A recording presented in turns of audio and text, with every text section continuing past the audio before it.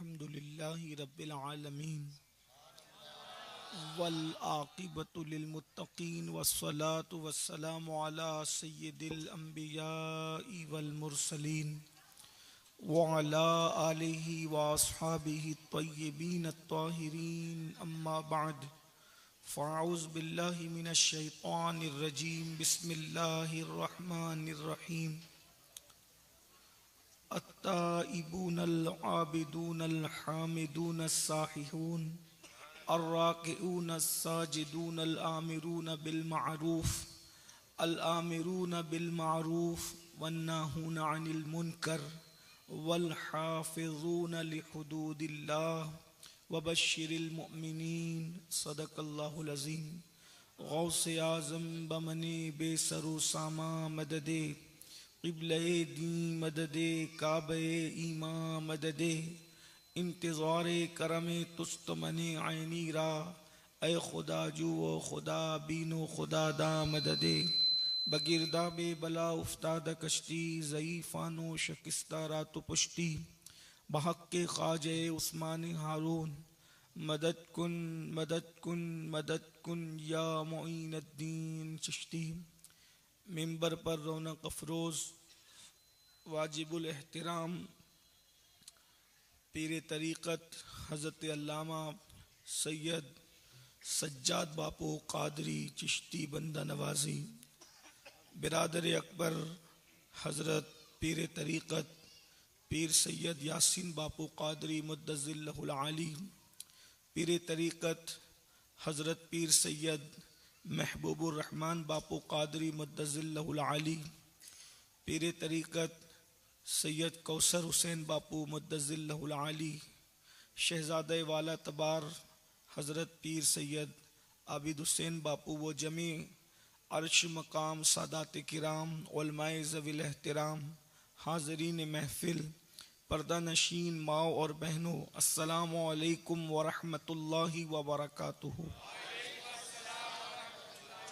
انتہائی احترام و عقیدت کے ساتھ اپنے اور ساری کائنات کے مرکز عقیدت انیس بے کساں چارہ ساز درد منداں، ہم غریبوں کے غم گسار، ہم فقیروں کی ثروت، شہر یار ارم تاجدار حرم نوبہار شفاعت، شب اسرا کے دولہا نوشے بزم جنت، دانائے سبل مولائے کل ختم الرسل، خسرو خوباں سیاح لامکاں وجہ کن فکاں، در اللہ المکنون سر اللہ المخزون، عالم ما کانا وما یکون، آب و گل انبیاء جان و دل اصفیاء، مطلع ہر سعادت مقطع ہر سیادت، خلاصہ کائنات فخر موجودات، حضور احمد مجتبی محمد مصطفیٰ، ارواحنا فدا صلی اللہ تعالی علیہ وآلہ وصحبہ وبارک وسلم کی بارگاہ بے کس پناہ میں جس طریقے سے پڑھاؤں سب مل کر میرے ساتھ پڑھیں۔ الصلاۃ والسلام علیک یا رسول اللہ، الصلاۃ والسلام علیک یا نبی اللہ، الصلاۃ والسلام علیک یا حبیب اللہ، وعلی آلک واصحابک یا نور اللہ، صلی اللہ تعالی علیہ وسلم۔ وصف رخ ان کا کیا کرتے ہیں، شرح والشمس الضحیٰ کرتے ہیں، ان کی ہم مدح و ثنا کرتے ہیں، جن کو محمود کہا کرتے ہیں، اپنے مولا کی ہے بس شان عظیم، جانور بھی کریں جن کی تعظیم، سنگ کرتے ہیں ادب سے تسلیم، پیڑ سجدے میں گرا کرتے ہیں، انگلیاں پائیں وہ پیاری پیاری، جن سے دریائے کرم ہے جاری، جوش پر آتی ہے جب غم خواری، تشنے سیراب ہوا کرتے ہیں، لب پہ آ جاتا ہے جب نام جناب، منہ میں گھل جاتا ہے شہد نایاب، وجد میں ہو کے ہمیں جاں بے تاب، اپنے لب چوم لیا کرتے ہیں، اپنے دل کا ہے انہیں سے آرام، سونپے ہیں اپنے انہی کو سب کام، لو لگی ہے کہ اب اس در کے غلام چارے درد رضا کرتے ہیں۔ آج کی یہ محفل شادی خانہ آبادی کے موقع پر منعقد ہے۔ یہ ہماری نگاہوں کے سامنے محمد رضوان جو دولہا بن کر کے بیٹھے ہیں، ان کی نکاح کی تقریب کے موقع پر، خوشی کے موقع پر یہ محفل منعقد کی گئی ہے۔ اللہ تبارک و تعالی قبول فرمائے۔ اللہ کے ذکر کی محفل کتنی قیمتی ہے۔ جب مرنے والے کے لیے اللہ کا ذکر کیا جائے تو اس کی قبر و جنت کے باغوں میں سے باغ بن جاتی ہے۔ جب ذکر اللہ کی برکت سے قبر جنت بن جاتی ہے تو اگر شادی کے موقع پر ذکر اللہ کیا جائے تو زندگی جنت کیوں نہیں بن سکتی؟ ہم نے تیجوں پر تو اللہ کا ذکر کرنا سیکھا ہے، کاش کہ ہلدی کی رسم میں بھی ذکر اللہ کی محفل ہوتی۔ ہم نے جنازے اٹھتے وقت ذکر اللہ کرنا تو سیکھا ہے، بارات کے وقت اگر ہم ذکر اللہ کرنا سیکھ جائیں تو جو اللہ کا ذکر قبر کے عذاب کو دور کر سکتا ہے وہ اللہ کا ذکر دنیا کی مصیبتوں کو کیوں دور نہیں کر سکتا؟ اگر ہم یہ چاہتے ہیں تو ہم اپنی محفلوں کو اللہ کے ذکر سے، اور اللہ کا ذکر کیا ہے؟ اللہ اکبر۔ اللہ رب العزت کے ذکر کے بارے میں قرآن خود کہتا ہے کہ اللہ کا ذکر سب سے بڑی چیز ہے، اس سے بڑی چیز کوئی ہو ہی نہیں سکتی۔ میرے پیارے آقا صلی اللہ علیہ وآلہ وسلم کے پیارے دیوانوں، اس خوشی کے موقع پر میں نے جس آیہ کریمہ کی تلاوت کی ہے اس میں اللہ رب العزت نے سورہ توبہ کے اندر مومن کیسا ہوتا ہے، مومن کی شان کو بیان فرمایا ہے۔ اوپر سے مضمون آ رہا ہے، میں نے ساری آیتیں نہیں پڑھی لیکن اوپر سے مضمون آ رہا ہے، ان اللہ اشترى من المؤمنین انفسهم واموالهم بان لهم الجنہ یقاتلون فی سبیل اللہ فیقتلون ویقتلون وعدا علیہ حقا فی التوراۃ والانجیل والقرآن ومن اوفى بعہدہ من اللہ فاستبشروا ببیعکم الذی بایعتم بہ وذلك هو الفوز العظیم التائبون العابدون الحامدون السائحون الراکعون الساجدون الآمرون بالمعروف والناہون عن المنکر والحافظون لحدود اللہ وبشر المؤمنین۔ یہ پورا مضمون ہے۔ اللہ تبارک و تعالی ارشاد فرماتا ہے، بے شک ہم نے مومنین کی جانوں کو اور ان کے مالوں کو جنت کے بدلے خرید لیا ہے، اور یہ وہ مومنین ہیں جو اللہ کی راہ میں مرتے بھی ہیں اور مارتے بھی ہیں، اور یہ وہ لوگ ہیں جن سے اللہ نے وعدہ کیا ہے جنت کا۔ توریت میں، انجیل میں، قرآن میں اس وعدے کا ذکر موجود ہے۔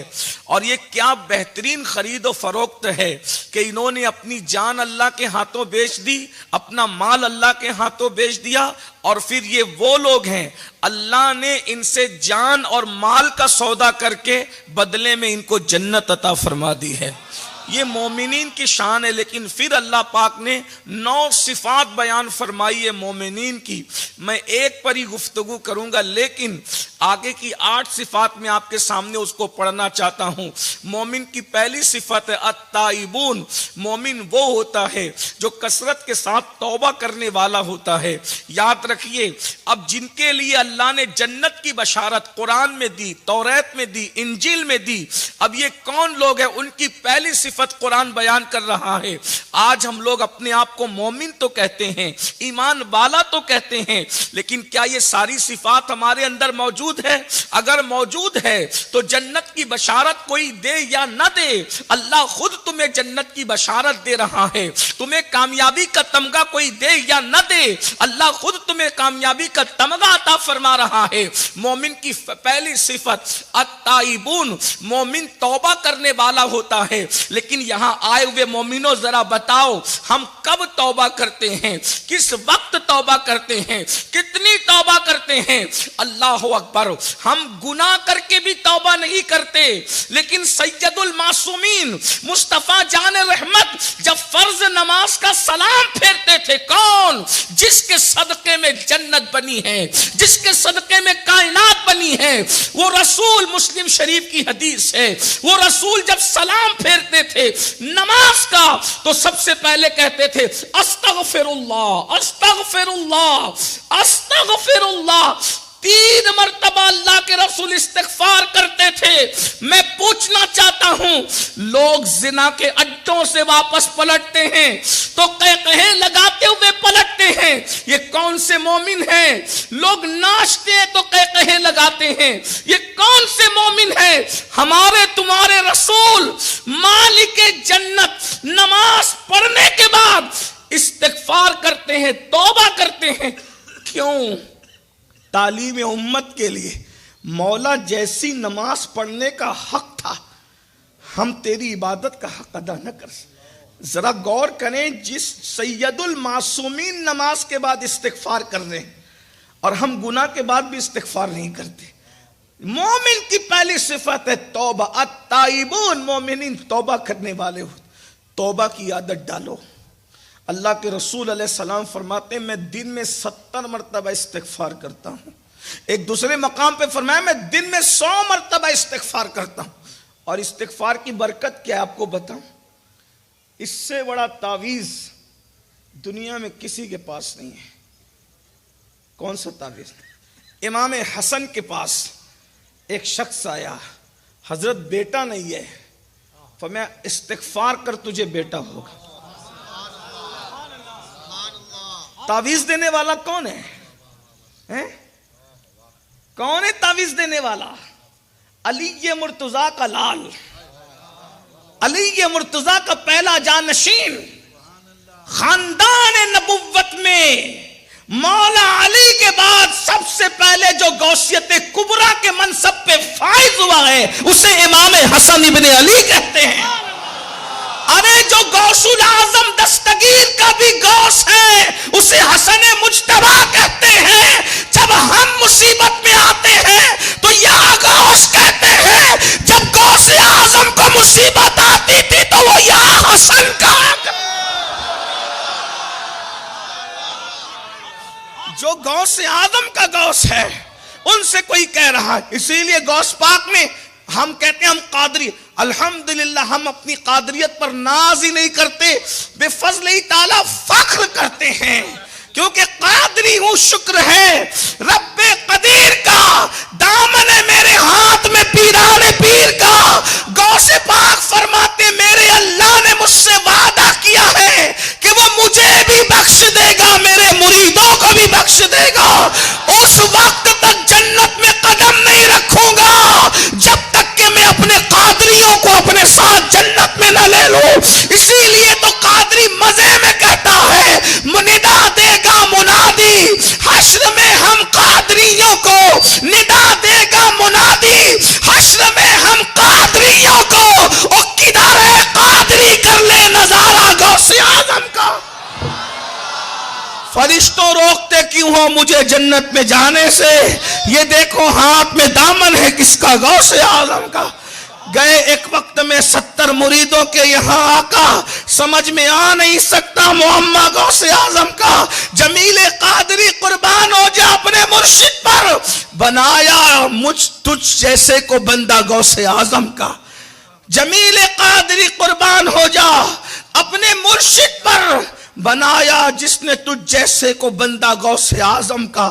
غور کیجئے یہ غوث پاک ہے، اور وہ غوث، ہم قادریت پہ ناز کرتے ہیں، غوث پاک کس پہ ناز کرتے ہیں؟ غوث پاک کہتے ہیں انا الحسنی، اور تم قادری ہو مگر میں حسن کا بیٹا ہوں۔ انا الحسنی والمخدع مقامی۔ امام حسن کے پاس آیا، کہا میرے بیٹا نہیں، فرمایا استغفار کر بیٹا۔ وہ چلا گیا۔ دوسرا آیا، کہا بارش نہیں ہوتی مرشد، کہا استغفار کر بارش ہوگی۔ حیرت۔ ایک نے کہا، پھر وہ چلا گیا۔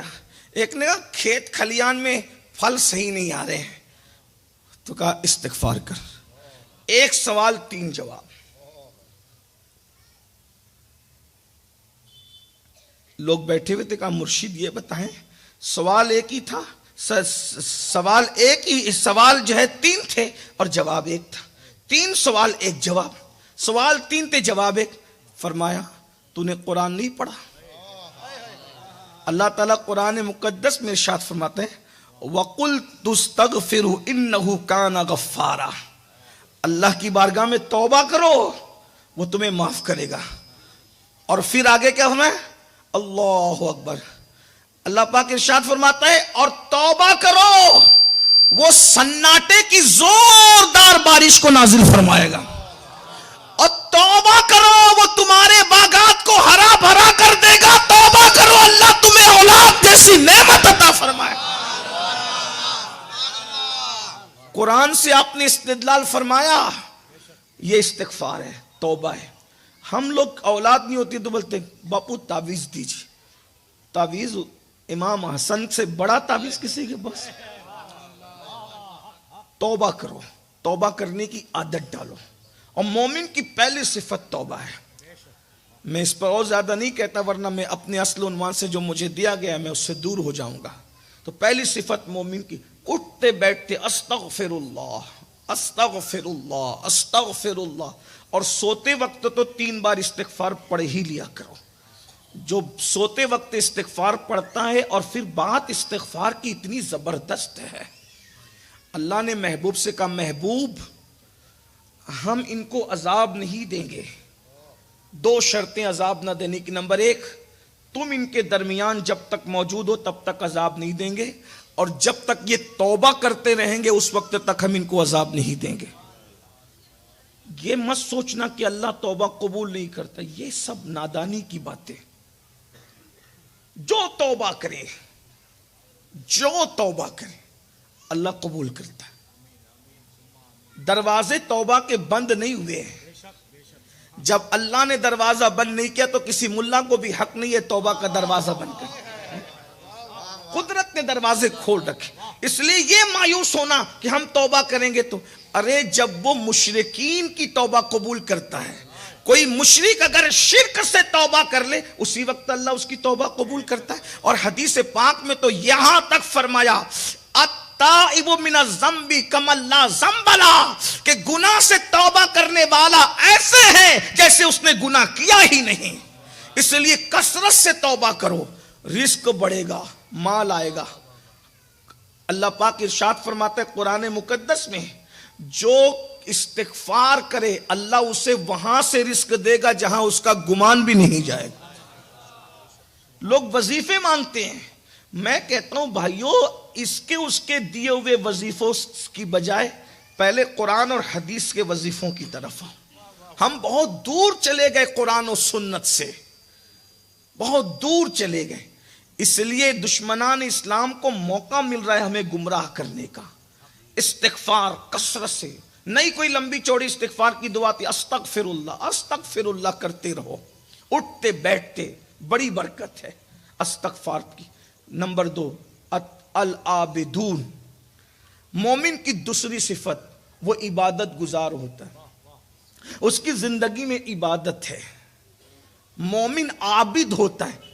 غور کیجئے، اور آج ہم مومن کہلاتے ہیں اور افضل العبادات نماز ہماری زندگی میں نہیں۔ کون سے مومن ہیں؟ اللہ کے رسول صلی اللہ علیہ وآلہ وسلم نے ارشاد فرمایا جس نے نماز چھوڑ دی میں محمد اس سے بیزار ہوں، قیامت کے دن اس کے ساتھ میرا کوئی وعدہ نہیں ہے۔ نماز زندگیوں میں نہیں۔ 95% لوگ نماز نہیں پڑھتے، جو 5% پڑھتے اس میں اکثر کو نہ غسل آتا ہے، نہ وضو آتا ہے، نہ نماز کا طریقہ آتا ہے۔ نماز کی طرف آؤ، اللہ کے رسول صلی اللہ علیہ وآلہ وسلم نے فرمایا جس کی نماز نہیں اس کا دین نہیں۔ اگر ہم یہ سوچ کر کے بیٹھے ہیں کہ ہم نماز چھوڑ کر اللہ و رسول کی نظر میں مومن کامل ہو جائیں گے، یہ جھوٹ ہے۔ اللہ رسول کی نظر میں مومن کامل نہیں ہو سکتے جب تک کہ مسجد نہ ہو۔ اور میں تو آپ سے یہ کہنا چاہتا ہوں میرے بھائی، آپ جنت میں جانے کا خواب دیکھتے ہیں، اللہ کی جنت تو سدرۃ المنتہا پر ہے، لیکن اللہ نے ہمارے امتحان کے لیے ہمارے محلے میں جنت اتار کر کے رکھی رکھی ہے. زمین کی جنت کو مسجد کہتے ہیں. ارے تم زمین کی جنت میں نہیں جا سکتے تو تم سدرہ کی جنت میں کیسے جا سکتے ہو؟ جو نیند سے اٹھ کر کے فجر کی نماز میں زمین کی مسجد پر نہ جائے, زمین کی جنت پر نہ جائے, وہ موت کی نیند سے اٹھ کر سدرہ والی جنت میں کیسے جائے گا؟ بتائیے. جنتی ہونے کا خواب دیکھتے ہو, یہ مسجد زمین کی جنت ہے. اللہ کے رسول نے فرمایا زمین کی جنت. اسے معمولی نہ سمجھو مسجد کو. مسجد کا حق کیا ادا کرتے ہو؟ مسجد کے زینے پہ بیٹھ کر کے جو ہے پب جی کھیلتے ہو اور اذان سے پہلے اٹھ کر ایسے جاتے ہو, چلو اذان ہو رہی ہے نمازی آئیں گے. مسجد میں استنجا کے لیے تو جاتے ہو, مسجد میں نماز کے لیے کب جاتے؟ بتائیے ہم کیسے مسلمان ہیں؟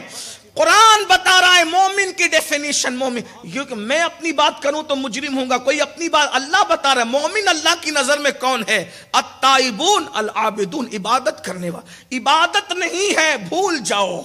آپ خود ساختہ اپنے آپ کو مومن تو کہہ رہے ہو, لیکن مومن کامل آپ قدرت کی نظر میں کبھی نہیں ہو سکتے جب تک کہ عبادت کو اپنا وتیرہ نہ بناؤ, عبادت کے عادی نہ ہو جاؤ. مجھے بتاؤ کوئی مومن ایسا بھی گزرا ہے جس کی زندگی میں عبادت نہ ہو؟ اللہ اکبر. رسول اللہ سے لے کر سیدنا صدیق اکبر, افضل البشر بعد الانبیاء بالتحقیق صدیق اکبر, ان کے بعد فاروق اعظم, ان کے بعد عثمان غنی, ان کے بعد مولا علی, سعد, سعید, طلحہ, زبیر, ابو عبیدہ ابن الجراح, امام حسن, امام حسین, سیدہ کائنات سیدہ عائشہ, سیدہ خدیجہ, ام المومنین ام سلمہ, ام المومنین میمونہ, ام المومنین ام حبیبہ, ام المومنین جویریہ, ام المومنین زینب, ام المومنین زینب بنت خزیمہ. مجھے بتاؤ ان میں سے کون ہیں جن کی زندگیوں کے اندر عبادت نہ تھی؟ پھر غوث اعظم کو دیکھیں, غریب نواز کو دیکھیں, صابر پاک کو دیکھیں, مخدوم اشرف جہانگیر سمنانی کو دیکھیں, شاہ برکت اللہ کو دیکھیں, وارث دیوا کو دیکھیں, امام اہل سنت کو دیکھیں. کوئی ایسا نظر آتا ہے جس کی زندگی میں عبادت نہ ہو؟ ہم بغیر عبادت کے کیسے مومن ہیں؟ عبادت کو جب تک لازم نہیں مرنا ایک دن ضرور ہے, ایک دن موت آئے گی, ایک دن موت آئے گی. اللہ سے بہت دور چلے گئے, اپنے رشتے کو بہت کمزور کر لیا. اور یاد رکھنا ساری عبادتوں کی اہمیت اپنی جگہ ہے, لیکن سب سے زیادہ عبادتوں میں جو اہم ہے اسے سجدہ کہتے ہیں. سجدہ وہ ہے ادھر پیشانی زمین پر آئی, ادھر اللہ اور بندے کے درمیان سے سارے پردے اٹھا دیے گئے, بندہ خدا کا قرب پا. تیسری صفت الحامدون, مومن اللہ کی حمد کرتا ہے. الحمدللہ, جب بھی اس کو کوئی نعمت میسر آتی وہ اللہ کی حمد کرتا, حمد کرتا, حامد ہوتا ہے مومن. اور حمد کب کی جاتی؟ کوئی خوشی میسر آئی, خوشی کے موقع پہ شکر کیا جاتا ہے, حمد. اور الحمدللہ رب العالمین, جس نے یہ الفاظ کہے الحمدللہ رب العالمین, تو اللہ رب العزت کی جتنی نعمتیں ہیں سب کا شکر ادا ہو جاتا ہے. یہ الفاظ ایسے ہیں. اور حدیث پاک میں آتا ہے جو پہلی مرتبہ الحمدللہ کہے اللہ کا وہ شکر ادا کرنے والوں میں حامدوں میں شامل ہو جاتا ہے. جو دوسری مرتبہ الحمدللہ کہے, اب یہ جو نعمت ہے اس نعمت کا اس سے حساب نہیں لیا جائے گا. اور جو تیسری مرتبہ الحمدللہ رب العالمین کہے اللہ اس کی مغفرت فرما دیتا ہے.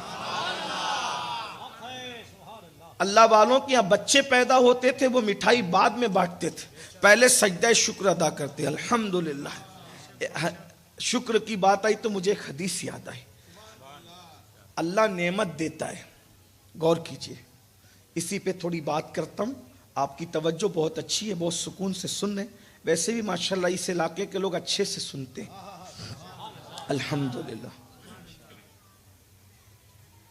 نعمت, زندگی نعمت ہے, آنکھیں بھی نعمت ہے, کان بھی نعمت ہے, حتیٰ کہ جس کو نعمت نہیں سمجھتے وہ بھی نعمت ہے. پلک کے جو بال ہیں یہ بھی نعمت ہے, کبھی سمجھا ہی نہیں.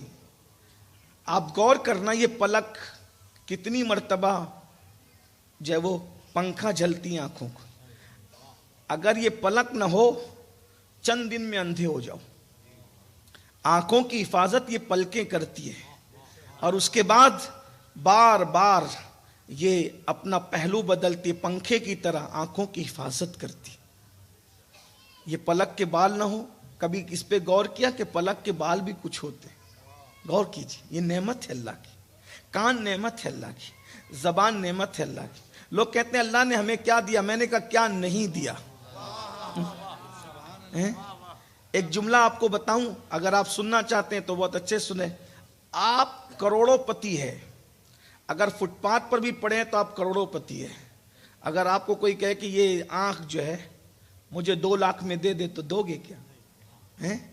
5 لاکھ میں دو گے تو دو گے کیا؟ 10 لاکھ میں دیں گے تو دو گے کیا؟ نہیں دو گے. اس لیے کہ نین ہے تو چین ہے. چھوٹا سا بچہ جو پیدا ہوتا ہے اگر کوئی 10-20 ہزار میں طلب کرے تو کیا دو گے؟ نہیں دو گے. تو آپ کے کان، آپ کی آنکھیں، آپ کی زبان، یہ سب اللہ کی نعمت ہے. یہ ٹھنڈا پانی اللہ کی نعمت ہے.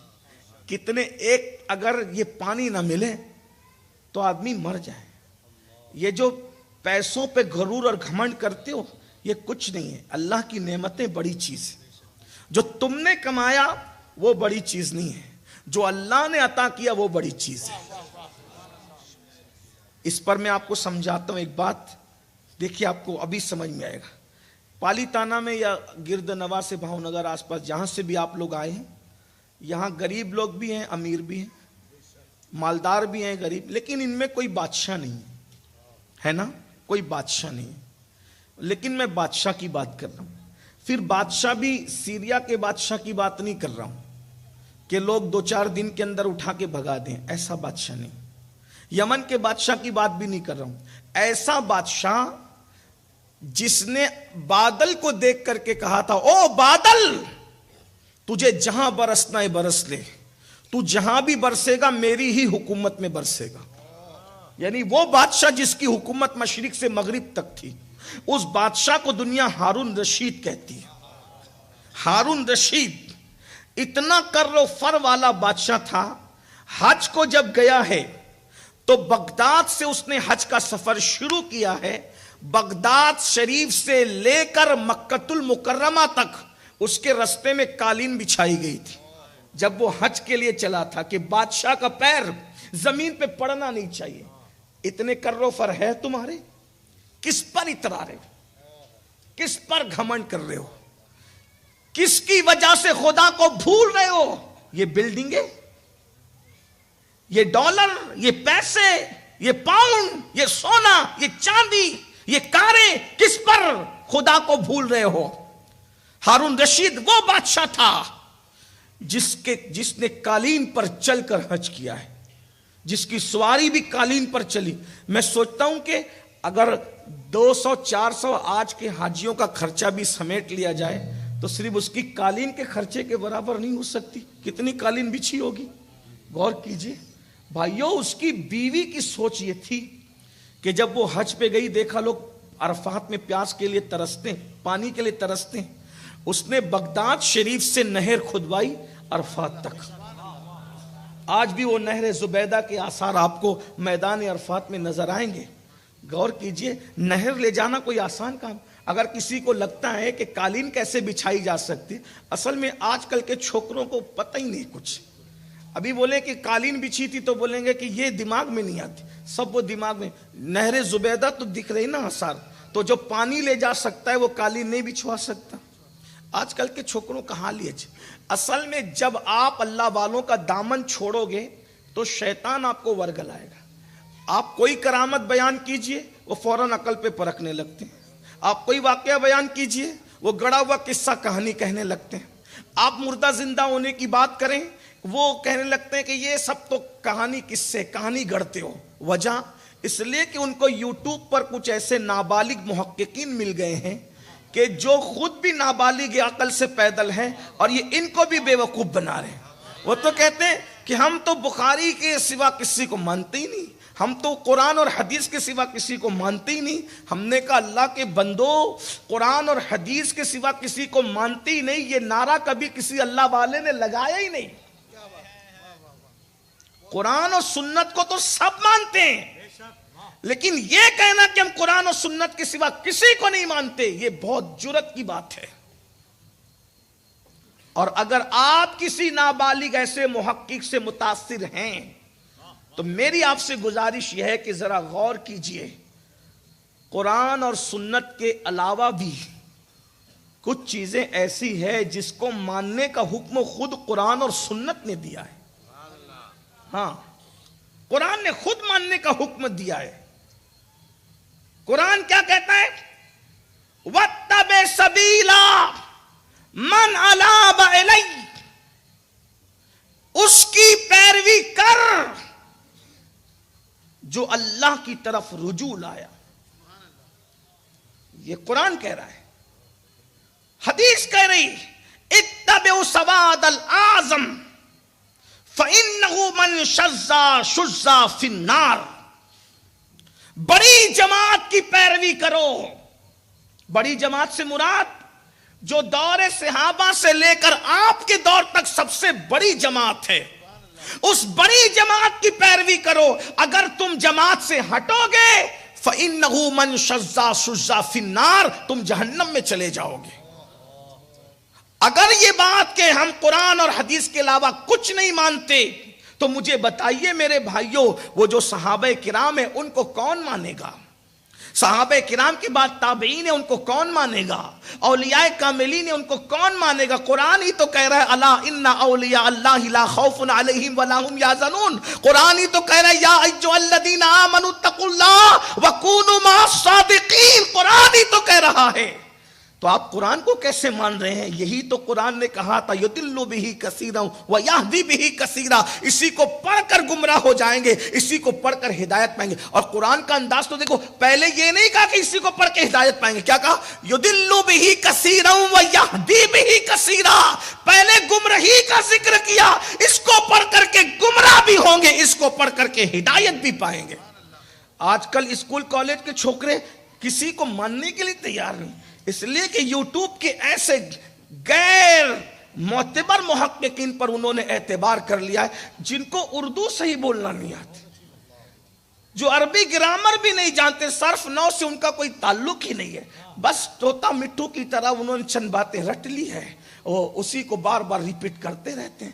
صحابہ کے بارے میں بکواس ہو رہی ہے، انبیاء کے بارے میں بکواس ہو رہی ہے، اللہ کے بارے میں بکواس ہو رہی ہے، رسول اللہ کے بارے میں، اور یہ کہتے ہیں یہ تو قرآن میں، یہ تو ارے نادان، قرآن میں بہت سی چیزیں۔ ایک بات میں آپ کو بتاؤں، رسول اللہ کے سمجھائے بغیر صحابہ قرآن نہ سمجھ سکے۔ وہ انہوں نے عربی ماں کا دودھ پیا تھا اور عربی باپ کے خون سے وہ پیدا ہوئے تھے، پھر بھی نبی کے بغیر قرآن نہ سمجھ سکے۔ تو مجھے بتاؤ، جب صحابہ نبی کے بغیر قرآن نہ سمجھ سکے تو یوٹیوب کے چھوکروں جنہیں تمہیں عربی کبھی نہیں آتی، تم قرآن سمجھ کیسے سکتے اور سمجھا کیسے سکتے؟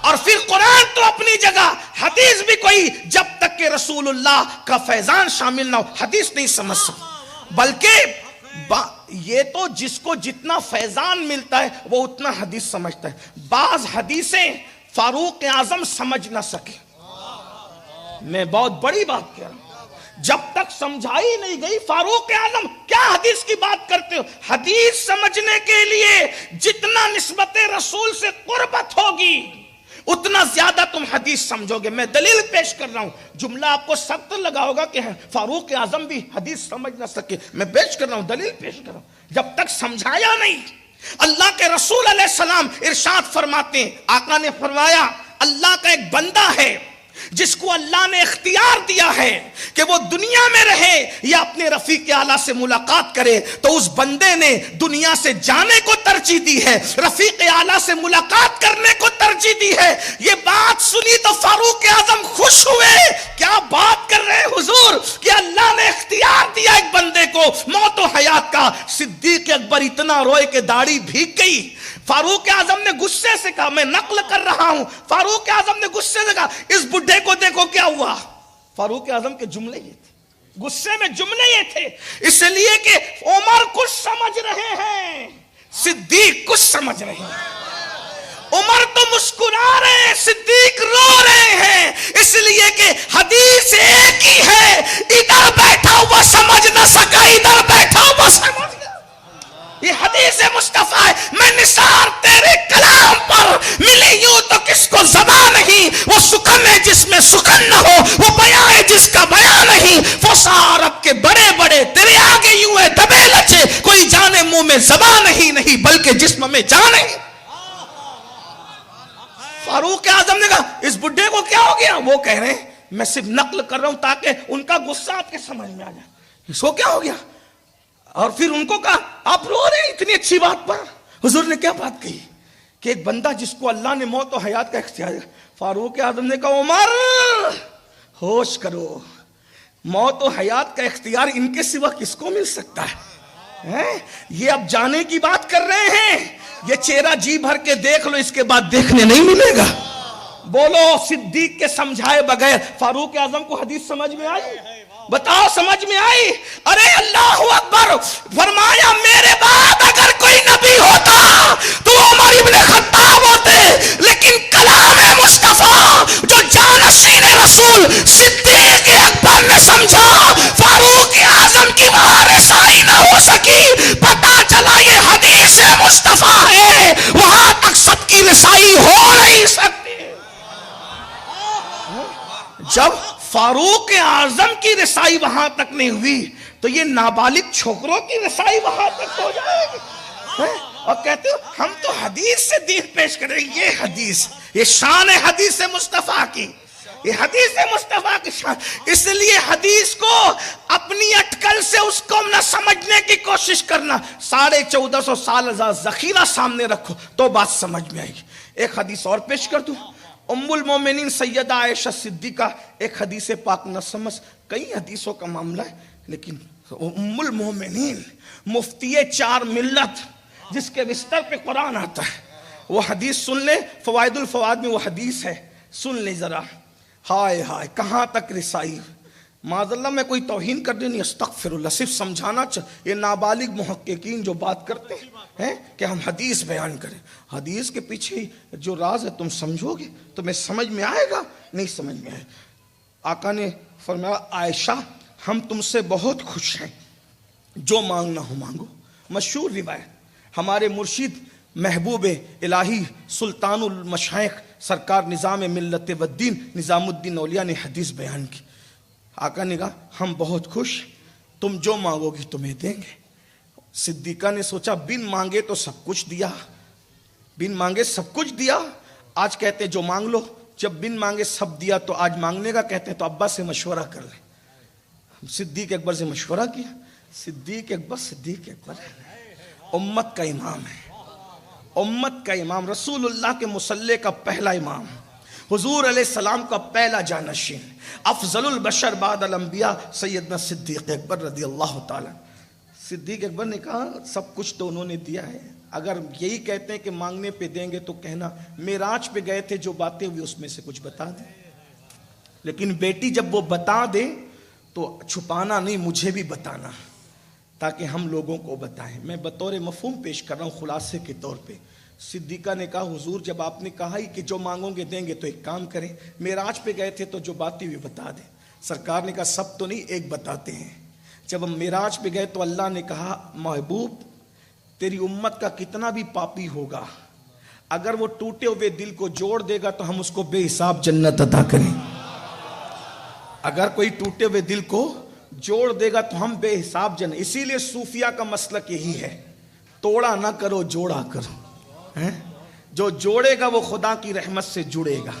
اسی لیے ہمارے مرشد بابا فرید کہا کرتے تھے ہمارے پاس کینچی کی بات نہ کیا کرو، ہمارے پاس سوئی دھاگے کی بات کیا کرو، کیونکہ کینچی ایک کو دو کر دیتی ہے، سوئی دھاگا دو کو ایک کر دیتا ہے نا۔ ہائے ہائے کیا انداز تھا ان لوگوں کا۔ بہرحال تو سرکار نے فرمایا کہ کتنا بھی بڑا پاپی اور مجرم ہوگا اگر ٹوٹا ہوا دل جوڑے گا تو اللہ اس کو بے حساب جنت عطا۔ صدیقہ خوش ہو گئی، صدیق اکبر سے کہا بابا یوں حضور نے فرمایا، بہت خوش تھی۔ صدیق اس پہ بھی روئے، بے حساب جنت کی بشارت ہے، صدیقہ خوش ہے، صدیق اس پہ بھی روئے۔ ام المومنین نے کہا بابا آپ کیوں رو رہے ہیں؟ کہا بیٹی حضور نے یہ کہا نا کہ جو ٹوٹا ہوا دل جوڑ دے بے حساب جنت ہے، چاہے عمل کتنا بھی برا. کہا یہی کہا. تو کہا اس کو تم نے سمجھا نہیں اس کی گہرائی کو؟ کہا اگر پاپی ہو اور ٹوٹا ہوا دل جوڑے تو بے حساب جنت ملے، لیکن اگر کتنا بھی پرہیزگار اور متقی اور کسی کا دل توڑ دے تو آپ کی نظر تو بے حساب جنت میں جانے پر ہے، بے حساب جہنم میں جانے پر بھی تو نظر رہے کہ دل توڑو گے تو کیا ہو. یہ حدیث ہے، یہ صدیق اکبر رضی اللہ تعالیٰ. اس طرح بے شمار باتیں، بے شمار روایتیں. آپ کو حیرت ہوگی. سیدنا فاروق اعظم رضی اللہ تبارک و تعالیٰ ایک فیصلہ کر رہے تھے. مولائے کائنات نے کہا یہ فیصلہ نہیں کیا جا سکتا کیونکہ حدیث میں یہ نہیں یہ ہے. فاروق اعظم نے ماتھا چوم کے کہا اگر آج علی نہ ہوتے تو عمر ہلاک ہو گیا ہو.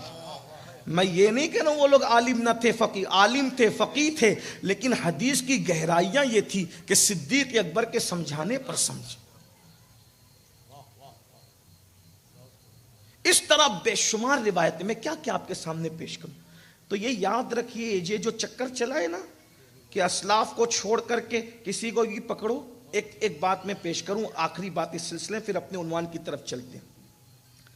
دیکھو حدیث پڑھنے والے حدیث سب صحیح پڑھتے ہیں، بلکہ ہو سکتا ہے ہم سے اچھے انداز میں بھی پڑھیں. ہم تو چھوٹے سے طالب علم، ہمیں تو کچھ آتا ہی نہیں، ہمیں نہ علم کا دعویٰ بھی نہیں ہے. حدیث پڑھنے والے حدیث صحیح پڑھتے ہیں. سمجھنے میں ٹھوکر لگتی ہے، سمجھانے میں اس سے بڑی ٹھوکر لگتی ہے. ایک بات میں آپ کے سامنے رکھتا ہوں.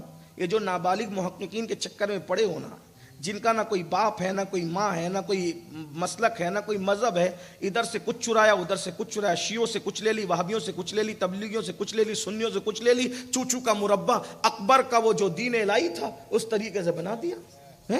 یہی حال ہو گیا. اور آپ انہی کے بھی یار یہ کیا بات کرتے ہیں یار، ابھی تک ہم نے اپنے علماء سے نہیں سنی. آپ علماء کے پاس بیٹھے کب ہو؟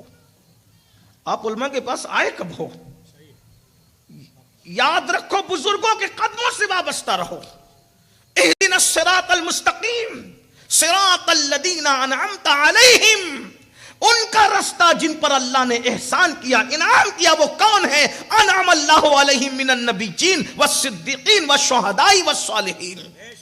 نبیوں پر انعام ہے، صدیقین پر انعام ہے، شہداء پر انعام ہے، صالحین پر انعام ہے. ان محققین کے پاس کون ہے جو آپ کو گمراہ کرنے اپنے بزرگوں کا مذاق اڑا رہے ہیں، صحابہ پر انگلیاں اٹھا رہے ہیں، اہل البیت کے بارے میں کیسی کیسی بکواس کر رہے ہیں. اس لیے ہوش کے ناخن لو، سواد اعظم سے نہ کٹو. حدیث صحیح پڑھتے میں آپ کے سامنے ایک مقدمہ رکھتا ہوں، میری بات سمجھ میں آئے تو ٹھیک، نہیں سمجھ میں آئے تو آپ مجھ سے بات کر لیں. ایک حدیث ہے، سب پڑھتے ہیں، وہ بھی پڑھتے ہیں، ہم بھی پڑھتے ہیں، وہ بھی پڑھتا ہے، سب پڑھتے ہیں. حدیث ہے میری قبر کو عیدگاہ نہ بناؤ. ٹھیک، یہ حدیث ہے، سب پڑھتے. اب اس کو سمجھانے میں ٹھوکر کہاں لگی، سمجھنے میں ٹھوکر. دیکھیے کہاں ٹھوکر کھاتا انسان. حدیث کو سمجھنے کے لیے بھی احادیث پہ نظر ہونی چاہیے، بزرگوں کے اقوال پہ نظر ہونی چاہیے. میری بات سمجھ میں آ رہی ہے آپ کے؟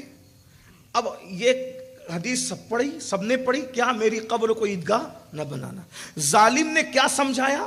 دیکھو دیکھو رسول اللہ کہتے ہیں میری قبر کو عیدگاہ نہ بنانا، میری قبر کو عیدگاہ نہ بنانا. سنی بھی پڑھتے، ہم بھی پڑھتے، میری قبر کو عیدگاہ مت بنانا. مطلب کیا کہا؟ مطلب یہ کہ جیسے عیدگاہ پہ بھیڑ کرتے ہو ویسے میری قبر پہ بھیڑ مت کرنا. بات سمجھ میں آتی ہے؟ صحیح لگتی ہے نا یہ بات؟ لگتی ہے نا صحیح؟ ہاں صحیح لگتی ہے کہ جیسے عیدگاہوں پہ بھیڑ کرتے ہو، عید کے دن سب چھوڑ چھاڑ کے کاروبار بند کر کے عیدگاہ پہ جاتے ہو، ایسے چھوڑ چھاڑ کے میری قبر پہ بھیڑ نہیں کرنا. صحیح لگتی ہے. کیوں؟ علم ہی نہیں ہے. لوگوں کو صحیح لگتی ہے نا، علم نہیں ہے. ابھی آگے پتا چلے گا تو تب پتا چلے گا یہ صحیح نہیں بلکہ غلط ہے. مگر کیوں؟ آپ نے ان ظاہر بین لوگوں کی بات سنی جن کے پاس 1450 سالہ ذخیرہ نہیں تھا، اس لیے انہوں نے کہا حدیث صحیح پڑھی، ترجمانی غلط کی، سمجھایا غلط، سمجھا غلط. اس لیے کہ رسول اللہ سے ان کو نسبت کیا ہے، ان کے پاس کیا سند حدیث کی.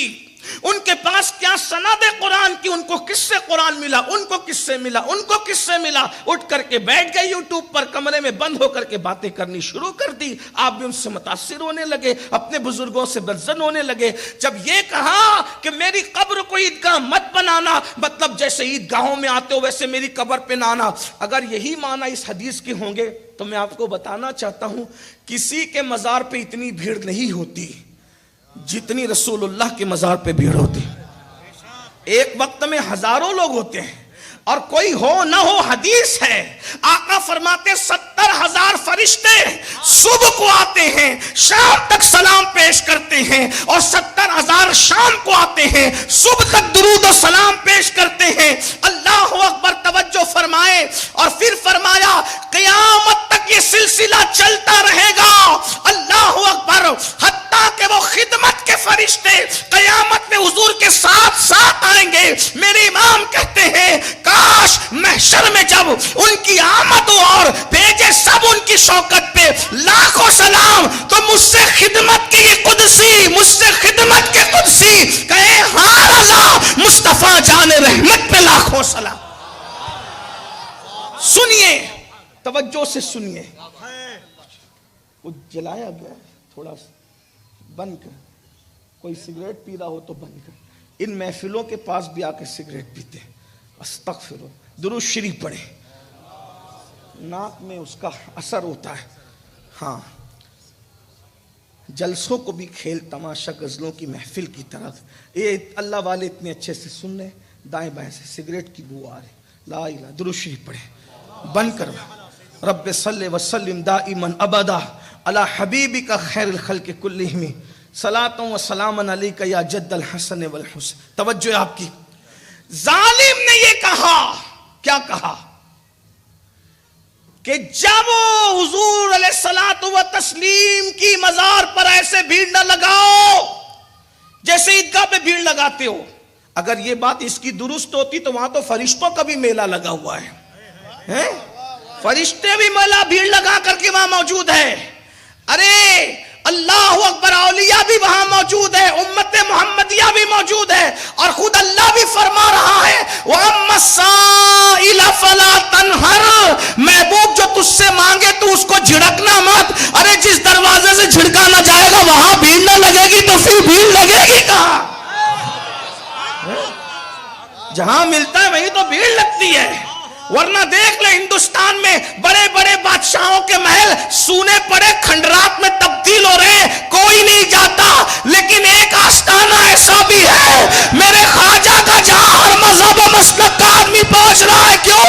خواجہ ہند و دربار اعلیٰ تیرا کبھی محروم نہیں مانگنے والا تیرا. جب بیٹا اتنا عطا کرتا، جب بیٹا اتنا عطا کرتا ہے تو نانا کتنا عطا کرتا ہوگا. بولو حدیث صحیح پڑھی، سمجھایا غلط نہیں سمجھایا غلط. اب ہم سے سمجھو، اپنی مرضی سے نہیں کہتے. 1450 سال کی پوری امانتیں موجود ہے، بڑے بڑے بزرگوں کے اقوال موجود ہے. آقا علیہ السلام نے فرمایا میری قبر کو عیدگاہ نہ بنانا. اتنی بات حضور کی حدیث. بیچ میں اس کی اپنی بدماشی کے کہا جیسے بھیڑ لگاتے ہو یہاں بھیڑ نہ لگانا، یہ اپنی طرف سے سمجھایا. اب میں آپ سے کہتا ہوں یہ بتاؤ عیدگاہ تم سال میں کتنی بار جاتے ہو؟ کتنی بار جاتے ہو؟ جاتے ہو تو بولو نا کتنی بار جاتے ہو. میں عیدگاہ کا امام ہوں الحمدللہ. اپنے شہر میں عیدگاہ کا امام ہوں.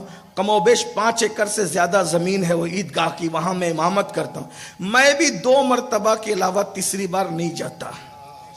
امام نہیں جاتا تیسری بار، تم کیا جاؤ گے مقتدی تیسری بار. ہاں، جو مسجد نہیں آتے بیچارے وہ عیدگاہ کیا جائیں گے تیسری بار ہیں؟ لا الہ الا اللہ. بہرحال کتنی بار جاتے ہو سال میں؟ بولو کتنی بار جاتے ہو؟ 2 بار. نیک سے نیک آدمی کتنی بار جاتا ہے؟ 2 بار. متقی سے متقی کتنی بار جاتا ہے؟ تہجد گزار بھی کتنی بار جاتا ہے؟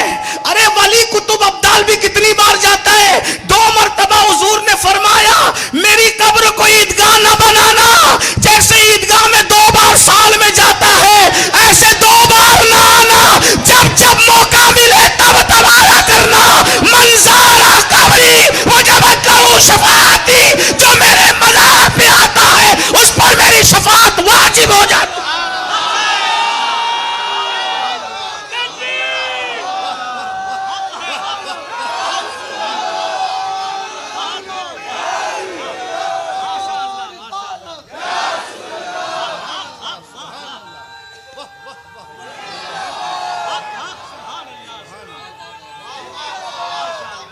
بولو بات سمجھ میں آئی کہ نہیں آئی؟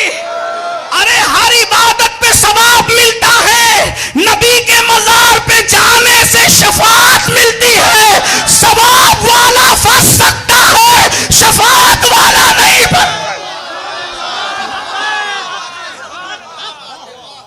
اب بتاؤ، حدیث دونوں نے پڑھی، حدیث ترجمانی کس نے اچھی کی؟ اہل سنت۔ میں نے نہیں، میں تو ہوں بھی کچھ نہیں، میں یہ سب ہمارے بزرگوں نے لکھا ہے، انہوں کے پاس کوئی بزرگ نہیں ہے، اس لیے اپنی مرضی سے بکتے ہیں، اور ہمارے پاس بڑے بڑے کیسے بزرگ ہیں، سلام کرتے ہیں تو مزار رسول سے جواب آتا ہے، مسافر کی تمنا کرتے ہیں تو احمد کبیر رفاعی کے لیے ہاتھ باہر آتا ہے، غوث الاعظم دستگیر خطاب کے لیے بیٹھتے ہیں تو ان کی محفل کو فیض دینے کے لیے مصطفیٰ جان رحمت کی سواری آتی ہے۔ اسی لیے بزرگوں سے بدظن کیا جا رہا ہے، ہم بزرگوں کو نہیں مانتے۔ ہم نے کہا نہ مانو، یہ تو نصیب کی بات ہے نا، کسی کے نصیب میں نابالغ چوزا ہے، کسی کے نصیب میں بزرگان دین ہے۔ بات کیا ہے؟ تو ہم قرآن حدیث مانتے ہیں، ارے قرآن حدیث کو سمجھو، سمجھنے کی اوقات تو لاؤ۔ کیا اوقات ہے؟ کمرے میں بیٹھ کے بک بک کرنا اور بات ہے، اور حقائق کی طرف گفتگو کرنا اور بات ہے۔ اس لیے میری آپ سے گزارش ہے، بزرگوں کا دامن نہ چھوڑو، تیرے غلاموں کا نقش قدم ہے راہ خدا، وہ کیا بہک سکے جو یہ سراغ لے کے چلے، جنا بنے گی محبان چار یار کی قبر جو اپنے سینوں میں یہ چار باغ لے کے چلے، لحد میں عشق رخ شہ کا داغ لے کے چلے، اندھیری رات سنی تھی چراغ لے کے چلے۔ بات دور نکل گئی، میں کیا عرض کر رہا تھا؟ ہارون رشید حج کو گیا تو اس کے لیے قالین بچھی ہے نا، کیا دولت تھی، کیا سلطنت تھی، کیا مال تھا، کیا طاقت اور قوت تھی۔ اتفاق سے اس کو رستے میں ایک دیوانہ مل گیا، اور وہ دیوانہ تھا میرے امام جعفر صادق کا دیوانہ، اور اس دیوانے کو دنیا کہتی بہلول ڈانا۔ اہل بیت کا پاگل بھی اوروں کے ہوشیار سے زیادہ ہوشیار ہوتا ہے۔ ہائے ہائے، جسے جعفر صادق نے دیوانہ بنا، کیا وہ دیوانہ تھا؟ گھروندے بنا کر کہتا تھا جنت بیچ رہا ہوں، اور بیچ دیتا تھا، بیچ دیتا تھا۔ ہارون کو اپنی بیوی پہ بھی اس معاملے میں کنٹرول نہ رہا، خود تو محل میں سوتا رہا، بیوی جنت خرید لے گئی۔ مشہور بات ہے نا، یہ غلامی اہل بیت کا صلہ ہے۔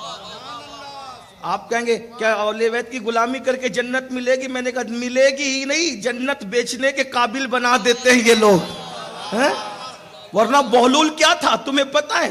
بہلول ہارونی کے خاندان کا ایک فرد تھا۔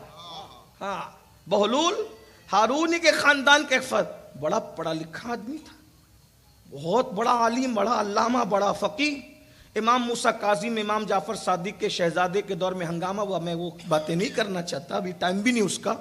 ہنگامہ ہوا تو اس ہنگامے میں یہ ہوا کہ بادشاہ وقت نے اعلان کر دیا کہ جو کاظم کے موسیٰ کاظم کے ساتھ ہیں ہم ان کو مار ڈالیں گے، اور جو ہمارے ساتھ ہیں ہم اس کو انعام دیں گے۔ تو جو لوگ ایسے ہی چلتے چلاتے ماننے والے تھے امام موسیٰ کاظم کے، وہ سب بھاگ گئے۔ چند لوگ ایک دم پکے تھے، وہ جیل میں چپکے سے ایک چٹھی بھیجتے ہیں کسی کے ہاتھ سے کہ سرکار آپ کا ساتھ چھوڑ نہیں سکتے، کیونکہ آل رسول کا ساتھ چھوڑ کے جائیں گے کہاں، اور یہاں چھوڑ دیا تو وہاں کون پھر پوچھنے والا ہے؟ وہاں تو سب آپ ہی لوگوں کا ہے نا، پلسرات سے اسی نے گزرنا ہے جس کو مولا علی نے چٹھی دینا ہے۔ جنت کے سردار آپ کے دادا حسن و حسین ہیں، یہی سب تو ہے نا، آپ کو چھوڑ کے کہاں جائیں گے؟ تو اب خط تو آیا، خط آیا تو امام موسیٰ کاظم نے خط پر لکھا جیم۔ کیا لکھا؟ جیم۔ اس جیم کو تمام عاشقوں نے پڑھا۔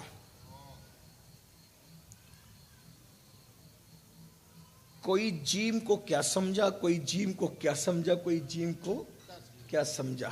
جس نے جو سمجھا اس نے عمل کیا. اور یہ بہلول جو تھا اس نے جیم کو سمجھا جنون. پاگل ہو جاؤ. پاگل نہیں تھے لیکن پاگل ہو جاؤ، یعنی پاگل بننے کی ایکٹنگ کرو. اور کہا میرے امام نے مجھے کہہ دیا جنون، یعنی بس پاگل ہی بن کے رہنا. وہ بہت لمبی داستان ہے، پھر اب ادھر نہیں جاتا. بہلول جو تھا وہ دیوانہ بن کے، بال بکھرے، بہت بڑے گھر کا آدمی تھا، بہت بڑا عالم فقیہ، بہت اچھا آدمی، حاضر دماغ. کبھی بہلول دانا پر ہی گفتگو ہو تو گھنٹوں گزرے. لیکن بہلول جو تھے، اب بہلول نے ہارون رشید کو پکڑا، حج کو کر و فر سے جا رہا تھا. اور بہلول نے جب پکڑا تو ہارون رشید سے پوچھا کہاں جا رہے ہو؟ کہا حج کو جا رہے ہو. کہ کوئی نصیحت کر دو. کہا حکومت پہ اترانا چھوڑ دو. ہارون کو نصیحت کی، حکومت پہ اترانا چھوڑ دے.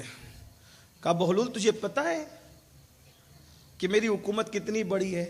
کہا جتنی بڑی ہو، لیکن اس کی حیثیت ایک گلاس پانی سے زیادہ کی نہیں ہے. یہ بہلول ہے، اہل بیت کا دیوانہ، بہلول دانا. ہاں کیسا دانا تھا. اور تیری حکومت کی حیثیت ایک گلاس پانی سے زیادہ کی نہیں ہے. ہارون نے کہا کیا بکتے ہو، شرم نہیں آتی اس طرح کی بات کرتے؟ کہا نہیں، آپ کو شرمانا چاہیے، میں تمہیں سمجھاتا ہوں تیری حکومت ایک گلاس پانی کیسے. آپ بھی سن لو ذرا.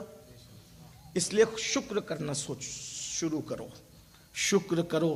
مومن حامد ہوتا ہے، شاکر ہوتا ہے، شکر کرنے والا ہوتا ہے، حمد کرنے والا ہوتا ہے.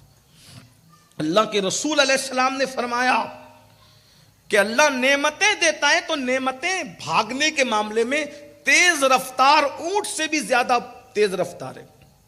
شریر اونٹ سے بھی زیادہ تیز رفتار ہے نعمتیں بھاگنے کے معاملے میں. نعمتیں سب کے پاس نہیں رہتی، اسی لیے کہنے والوں نے کہا ہر عروج کو زوال ہے. یعنی اگر آج مالدار ہے تو کل رہے گا ضروری نہیں ہے. آج عزت ہے کل رہے گا ضروری نہیں ہے. آج مقرر ہے کل رہے گا ضروری نہیں ہے. آج نعت کھائے ضروری نہیں ہے کل بھی رہے. آواز اچھی ہے تو کل بھی ضروری رہے. کچھ نہیں. آواز کو بھی زوال ہے، خطابت کو بھی زوال ہے، امامت کو بھی زوال ہے، دولت کو بھی زوال ہے، عروج کو، ہر عروج کو زوال ہے. ہمارے مرشد حضور محدث اعظم کے چوچوی رحمت اللہ علیہ نے تو اپنے شعر میں کہا ہر زوال را کمالو، ہر کمال را زوال، ہر کمال کو زوال ہے، ہر زوال کو کمال ہے. یاد رکھنا. لیکن کچھ لوگوں کو زوال نہیں ہے.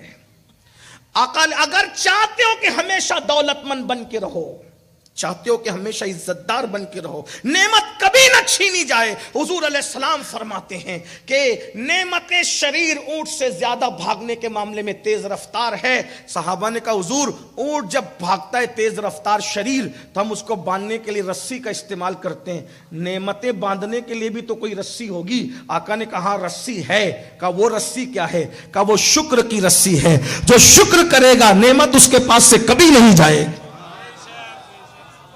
جس نے غرور کیا نعمتیں چھینے گی، اور جس نے شکر کیا لئن شکرتم لازیدنکم، تم شکر کرو گے اللہ زیادہ دے گا. لیکن شکر صرف الحمد کا نام نہیں ہے. یہ جو آج اللہ عید کا موقع دیتا ہے، عید کے موقع پہ مسلمان جو عیاشیاں کرتے ہیں یہ شکر نہیں ہے. شادی کا موقع اللہ دیتا ہے، مہندی کی رسمیں ہیں، ہلدی کی رسمیں ہیں، ڈی جے بج رہے ہیں، بلکہ نچنیوں کو نچایا جا رہا ہے، ان کو نچایا جا رہا ہے جن کا میں نام لینا پسند نہیں کرتا. مسلمانوں کے آنگن کے اندر زنکے ناچ رہے ہیں، نامرد ناچ رہے ہیں، عورتیں ناچ رہی ہے، ڈانڈیا کھیلی جا رہی ہے. یہ شکر ہے یا ناشکری ہے؟ اور سن لو، جس نے خدا کی نعمت کو پا کر کے غرور کیا، گھمنڈ کیا، اس کے غضب کو چیلنج کیا، اللہ اس کو ایسی دردناک مار عطا کرتا ہے کہ پھر اس کو روٹی کے ٹکڑے ٹکڑے کو محتاج کر دیتا ہے. آج قدرت نے دولت دی ہے تو اس کے محبوب کے قانون کو پیروں تلے روند رہے ہو، ناچ کے ڈی جے بجا بجا کر کے قدرت کو چیلنج کر رہے ہو. فرعون کا انجام دیکھا، اس نے قدرت کو جب نعمتیں پانے کے بعد چیلنج کیا، اللہ نے فرمایا تجھے ڈبا کر کے ماریں گے اور تیری لاش بھی بچا کر کے رکھیں گے تاکہ تیری لاش سے لوگ عبرت حاصل کرتے رہیں. او مسلمانوں، ہوش کے ناخن لو. اگر قرآن نہیں پڑھتے، قرآن پڑھنے والوں سے کچھ سن کر کے سدھر جاؤ. اللہ اکبر. ارے لاوارث لاشوں کو بھی کفن اور قبر نصیب ہوتی ہے، لیکن اتنی بڑی سلطنت کا مالک فرعون کو آج تک نہ کفن مل سکا نہ قبر مل سکی. اس سے تمہیں عبرت نہیں آتی؟ آج دولت کے نشے میں قدرت کو چیلنج کرتے ہو. مسلمانوں کی شادیاں تو دیکھو، انگوٹھی لڑکا لڑکی کو پہنا رہا ہے منگنی کے موقع پر، شریعت نے اجازت دی؟ کیا ہے یہ؟ پاکستانی سیریلوں کی نقل ہے.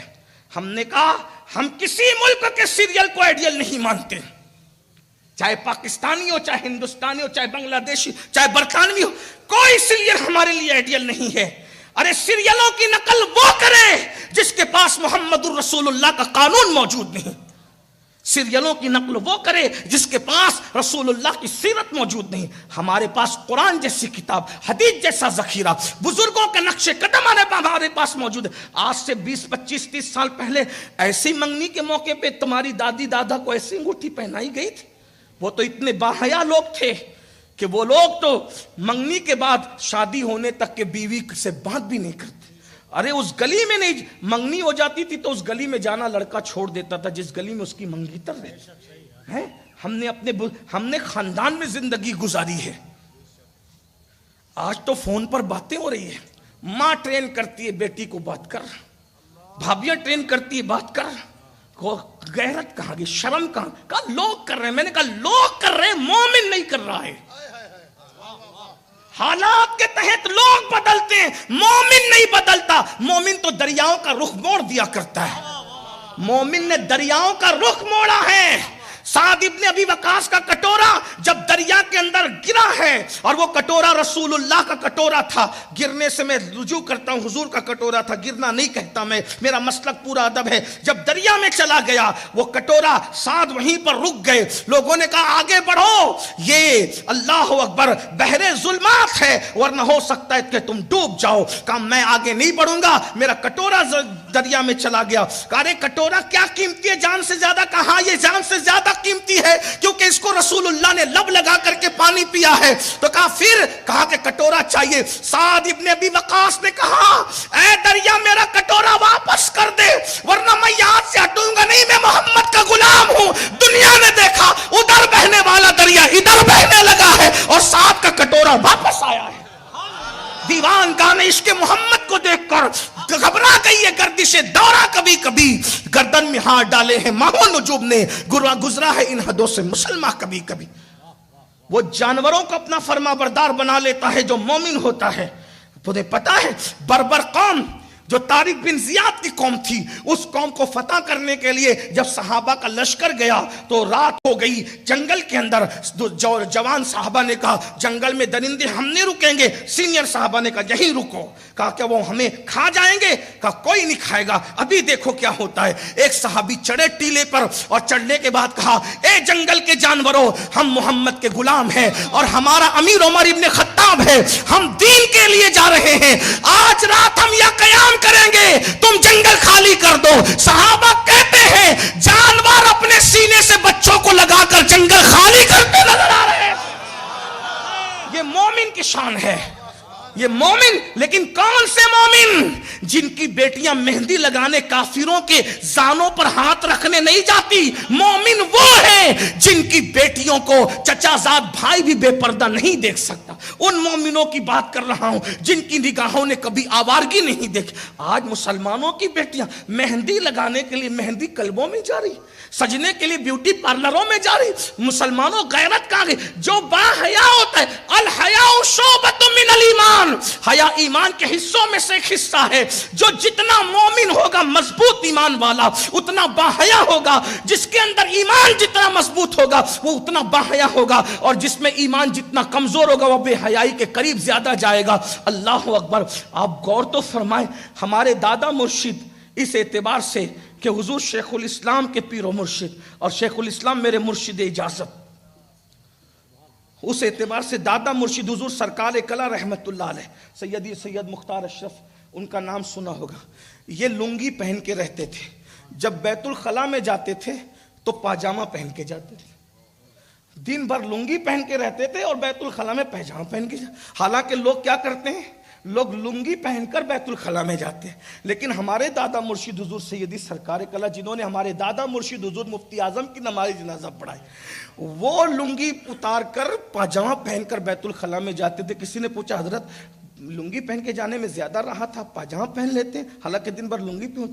آپ نے فرمایا لنگی پہن کے جب آپ بیٹھیں گے تو اس وقت تو کپڑا زیادہ اٹھانا پڑے گا تو پوری ٹانگیں ننگی ہو جائے گی، لیکن پاجامہ پہن کر بیٹھیں گے تو اتنا ہی کپڑا اٹھے گا جتنا کہ ضرورت ہے۔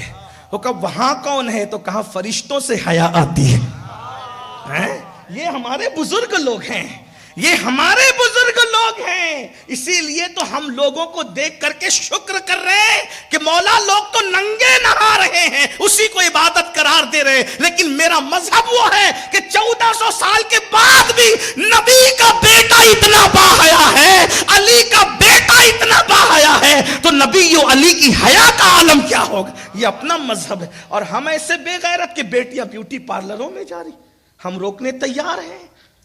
جس مذہب میں عورت کو مسجد جانے سے روک دیا گیا، اس مذہب کی بیٹیاں پارلروں میں جا کیسے رہی اور تم بیچ کیسے رہے ہو؟ یہ شادیاں ہیں اپنی، یہ شادیاں خانہ آبادیاں کہ شادیاں خانہ بربادیاں ہیں۔ خدا کو چیلنج کرتے ہو، خدا کو چیلنج کرنے والا ذلیل ہو۔ دیکھ لو مغلوں کو، آج مغلوں کی اولاد کا کیا حال، کوئی ٹھیلا چلا رہا ہے، کوئی رکشہ چلا رہا ہے، کوئی چائے بیچ رہا ہے، یہ حال ہے۔ مغلوں نے کوئی کم گندگی کی تھی؟ اللہ ماشاءاللہ سب کی بات نہیں کرتا، کم کیا عیاشیاں کی تھی؟ عیاشیاں، ماں باپ کی دادا داداؤں کی عیاشیاں اولاد کو پہ بجلی بن کر کے گرتی ہے، اور ماں باپ اور باپ داداؤں کا تقوی اولاد کے لیے برکتوں کا نزول کر۔ ارے 10ویں پشت میں، بلکہ کسی نے کہا 16ویں پشت میں، وہ حضرت خضر علیہ السلام کے زمانے کے یتیم بچے جو تھے ان میں اوپر کوئی نیک تھا، اس کی نیکی کا صلہ اس بچوں کو ملا کہ حضرت موسیٰ اور خضر نے اس کی دیوار کو صحیح کر دیا۔ سدھرو، دولت ہے تو اس کا مطلب کچھ بھی کریں گے؟ شادیوں میں تاش کے پتے کھیلے جا رہے ہیں، شادیوں میں شراب تقسیم ہو رہی ہے، شادیوں میں ڈانڈیاں کھیلی جا رہی، اور پھر کہتے عورتیں نہیں مانتی۔ مولانا عورتیں خدا سے بڑھ گئیں، عورتیں رسول سے بڑھ گئیں، معاذ اللہ ثم معاذ اللہ۔ حضور نے تو یہ پہلے ہی کہا تھا قیامت کی نشانیوں میں سے ایک نشانی ہے عورتیں قبلہ ہو جائے گی۔ آقا نے فرمایا عورتیں قبلہ ہو جائے گی، عورتیں نہیں مانتی نا۔ اللہ کہہ رہا ہے اللہ کی نہیں مان رہے ہو، عورتوں کی مان رہے ہو، ان عورتوں نے جنت میں لے جانا ہے۔ یہ عورتیں مذہب ہے، یہ عورتوں سے پیار کرو، محبت کرو، ان کا حق ادا کرو، بیوی ہے، بہن ہے، بیٹی ہے، ماں ہے، شریعت مطہرہ نے جتنی تعلیم دی ہے ان کے مطابق عزت دو، پیار دو۔ اور ہم سے بڑھ کر عورتوں کو کون پیار دے گا یار؟ اگر عورت ماں ہے تو ہے کوئی اویس کرنی جیسا ماں کو پیار دینے والا کسی اور مذہب میں؟ ہے کوئی پیار دینے والا جو ماں کے کہنے پہ اپنے نبی کے دیدار کے لیے نہیں گیا؟ ہم ماں سے یوں پیار کرتے ہیں۔ اگر عورت بیٹی ہے تو ہے میرے نبی سے زیادہ کوئی بیٹی کو پیار دینے والا؟ جب لوگ اپنی بیٹیوں کو زندہ جلا رہے تھے اور قبروں میں دفن کر رہے تھے، اس وقت رسول اللہ فرما رہے ہیں فاطمہ بدۃ منی، یہ تو میرے جگر کا ٹکڑا ہے، فدا کے امی و ابی یا فاطمہ، فاطمہ تجھ پر میرے ماں باپ قربان ہو جائیں۔ ہے کوئی بیٹی کو ایسا پیار دینے والا؟ ہم بیٹی کو اس طرح پیار دینے کا اپنے نبی سے سبق سیکھتے ہیں۔ اگر بیٹی بہن ہے، اگر بیٹی بہن ہے، بہن کی شکل میں ہے، کربلا دیکھ لو بہن کا کیا پیار دیا جاتا ہے۔ سب کی بات رد ہو رہی ہے، سیدہ زینب کی بات کبھی رد نہیں ہوتی۔ بہن کو ہم ایسے پیار دیتے ہیں، بہن کو ایسے پیار دیتے ہیں۔ اور اگر بیوی ہے تو ہائے ہائے، پھر مولا علی کو دیکھ لو، مولا علی کو دیکھ لو۔ آخری ملاقات ہے مولا علی اور سیدہ فاطمہ کی، توجہ کر لیں، آخری ملاقات ہے۔ سیدہ کہتی ہے آج کی شب دنیا سے جانے کی شب ہے، ذرا عبادت کرنا چاہتی ہوں، مجھ سے آپ ناراض تو نہیں نا؟ کل میں نے ایک بات کہی تھی اس جملے پر، سیدہ میں نے کہا جس کی ناراضگی سے اللہ ناراض ہوتا اس کو فاطمہ کہتے ہیں، اور وہ فاطمہ جس کی رضا کا خیال کہتی ہے اس کو میرا مولا علی کہتے ہیں۔ غور تو کریں نا، مولا علی کی آپ ناراض تو نہیں نا؟ کیا بات ہے جوڑے کی۔ کہا فاطمہ تم نے کوئی کام ایسا کیا کب ہے کہ میں تم سے ناراض ہو جاؤں؟ میں تم سے کبھی ناراض نہیں ہوں، درمیان میں کبھی جھگڑا نہیں ہوا. یہ ہے سیدہ کائنات اور مولا. ہم بیویوں کو یوں رکھنے کا سبق سیکھتے اپنے آقاؤں سے. ہم سے زیادہ کوئی عورت کو پیار دے گا؟ ہمارا مذہب عورت کو جنت کہتا ہے. بیٹی ہے تو جنت، بہن ہے تو جنت، بیوی نیک ہے تو جنت، ماں ہے تو اس کے قدموں کے نیچے جنت. لیکن یہ بات کہنا عورتیں نہیں سنتی اس لیے ڈانڈیا ہوگا، عورتیں نہیں سنتی اس لیے ہلدی کھیلی جائے گی، عورتیں نہیں سنتی اس لیے ڈی جے بجے گا، نہیں. یہ خدا کے غضب کو چیلنج کر. اور قدرت جب کھینچتی ہے، ان بطش ربک لشدید، تیرے رب کی پکڑ بڑی سخت. بادشاہوں کو جیل میں ڈلوایا ہے قدرت نے، بادشاہوں کی آنکھوں میں سلاخیں پھروائی ہے قدرت نے، بادشاہوں کے ہاتھ اور پیر کٹوا کر عرفات کے میدان میں بھیک منگوایا ہے قدرت نے. آپ کیا سمجھتے ہو؟ قدرت دینا جانتی ہے تو چھیننا بھی جانتی ہے.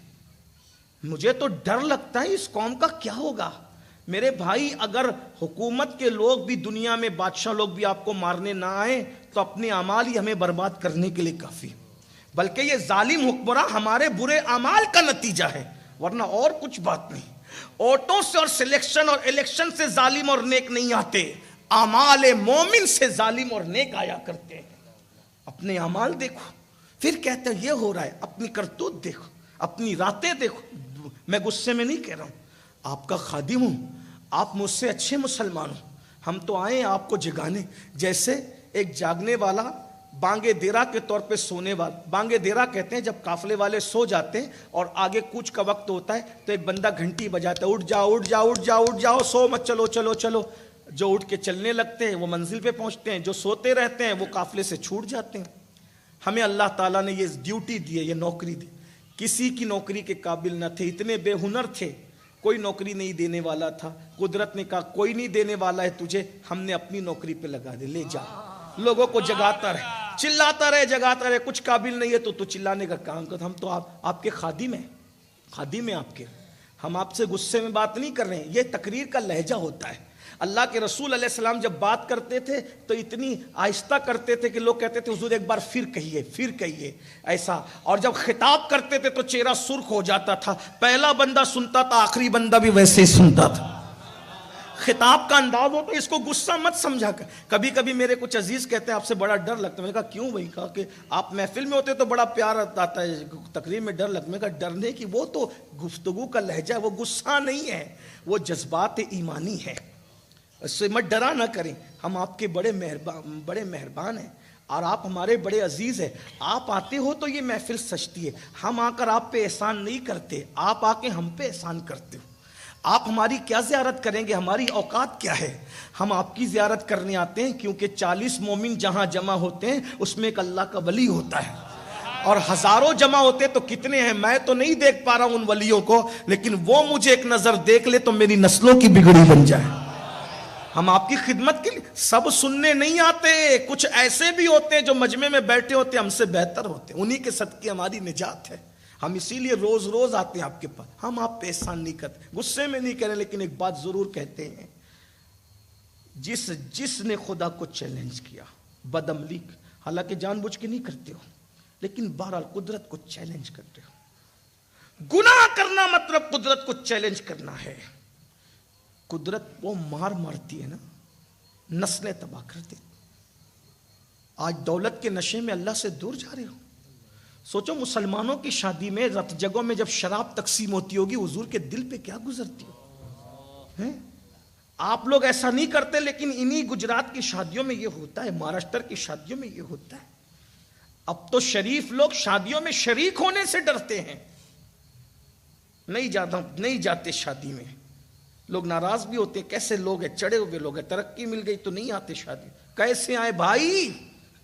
دلہن بھی کھڑی ہے، دولہا بھی کھڑا ہے اور سب اس سے مل رہے ہیں، دلہن سے گلے بھی مل رہے ہیں. لعنت برس رہی ہے. اس لعنت میں ہم لوگ جائیں؟ پھر آپ لوگوں کی تو ناک پہ غصے ہیں نا.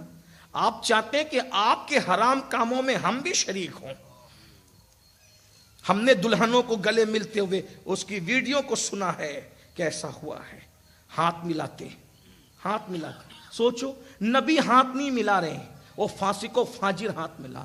تو عورتیں آ کے کہتی ہیں حضور ہم آپ سے مصافحہ کرنا چاہتے، کیونکہ آپ کے جسم سے جس کا جسم مل جائے گا اس پہ جہنم حرام ہو جائے گی. آقا نے کہا لا افصح من النساء، میں عورتوں سے مصافحہ نہیں کرتا. سید المعصومین اپنے ہاتھ میں عورتوں کا ہاتھ نہیں لے رہے. اور ہم نئی نویلی پہلی رات بھی اس کی نہیں گزری، ابھی شادی کی محفل ہے، عورت کھڑی، دیکھ لیجیے نا، فوٹو گھومتے ہیں، تصویریں ویڈیوز بنتی ہے، اور ویڈیو کا تو وہ تماشا ہے اللہ کی پناہ کہ ویڈیو والا حیرت ہے، دلہن کو دولہے کا ہاتھ لگنے سے پہلے ویڈیو والے کا ہاتھ لگتا ہے. وہ ہاتھ سے باضابطہ کہتا ہے باجی ذرا ایسے کرو اور فلاں ذرا ایسے، وہ پکڑ کے وہ کھڑا کرتا ہے ایسے. کہاں جاتی ہے؟ اللہ کے رسول علیہ السلام نے فرمایا جنت کے دروازے پہ لکھا ہے دیوس کے لیے جنت حرام ہے. صحابہ نے پوچھا دیوس کون ہے؟ فرمایا جس کے گھر کی عورتیں بے پردہ ہو، وہ مرد منع نہ کرے، وہ دیوس ہے. دیوس اللہ نے اس پہ جنت حرام کی ہے، نہ اس کا فرض قبول ہے اس کا نفل قبول ہے. 5 وقت کی نماز پڑھنے سے چھٹی نہیں مل جانے والی ہے بھائی. دین پورا دین ہے، مذہب پورا مذہب ہے. حیا آؤ توبہ کرو، اللہ کو مناؤ، اللہ خوشی دے، اچھے سے شادی کرو. اچھا میں یہ نہیں کہہ رہا ہوں ولیمہ نہ کرو، منڈپ نہ لگ، ہم دقیانوسی خیال کے لوگ نہیں ہیں. اگر اللہ نے نوازا ہے منڈپ لگاؤ، شامیانہ لگاؤ، ولیمہ کرو. 40 پہلی کا کر سکتے ہو 40 پہلی کا کرو، یعنی 400 آدمی کو کھلا سکتے 400 کو کھلاؤ، 4000 کو کھلا سکتے 4000 کو کھلاؤ. ہم کیوں منع کریں؟ ہمارے نبی کے ابا جان کا جب ولیمہ ہوا تھا، میں نبی کے ابا جان کا ولیمہ کہہ رہا ہوں. کچھ لوگ کہتے ہیں وہ تو بڑے غریب لوگ تھے، ان کے پاس تو کچھ تھا نہیں. میں نے کہا سیرت تو نے پڑھا ہی نہیں، تمہیں سیرت ہی نہیں پتا ہے. میرے نبی کے بابا جان کا ولیمہ مکے میں نہیں ہوا، مینا کے میدان میں ہوا تھا، اور پورے مکے کو دعوت کھلائی تھی حضرت عبد المطلب نے. 100 بکریاں ذبح کی تھی، 100 بکریاں. اس دور میں جب آبادی چھوٹی تھی، نبی کے ابا کا ولیمہ پورے مکے کا. اسی کو تو گاؤں کھانا کہتے بھائی.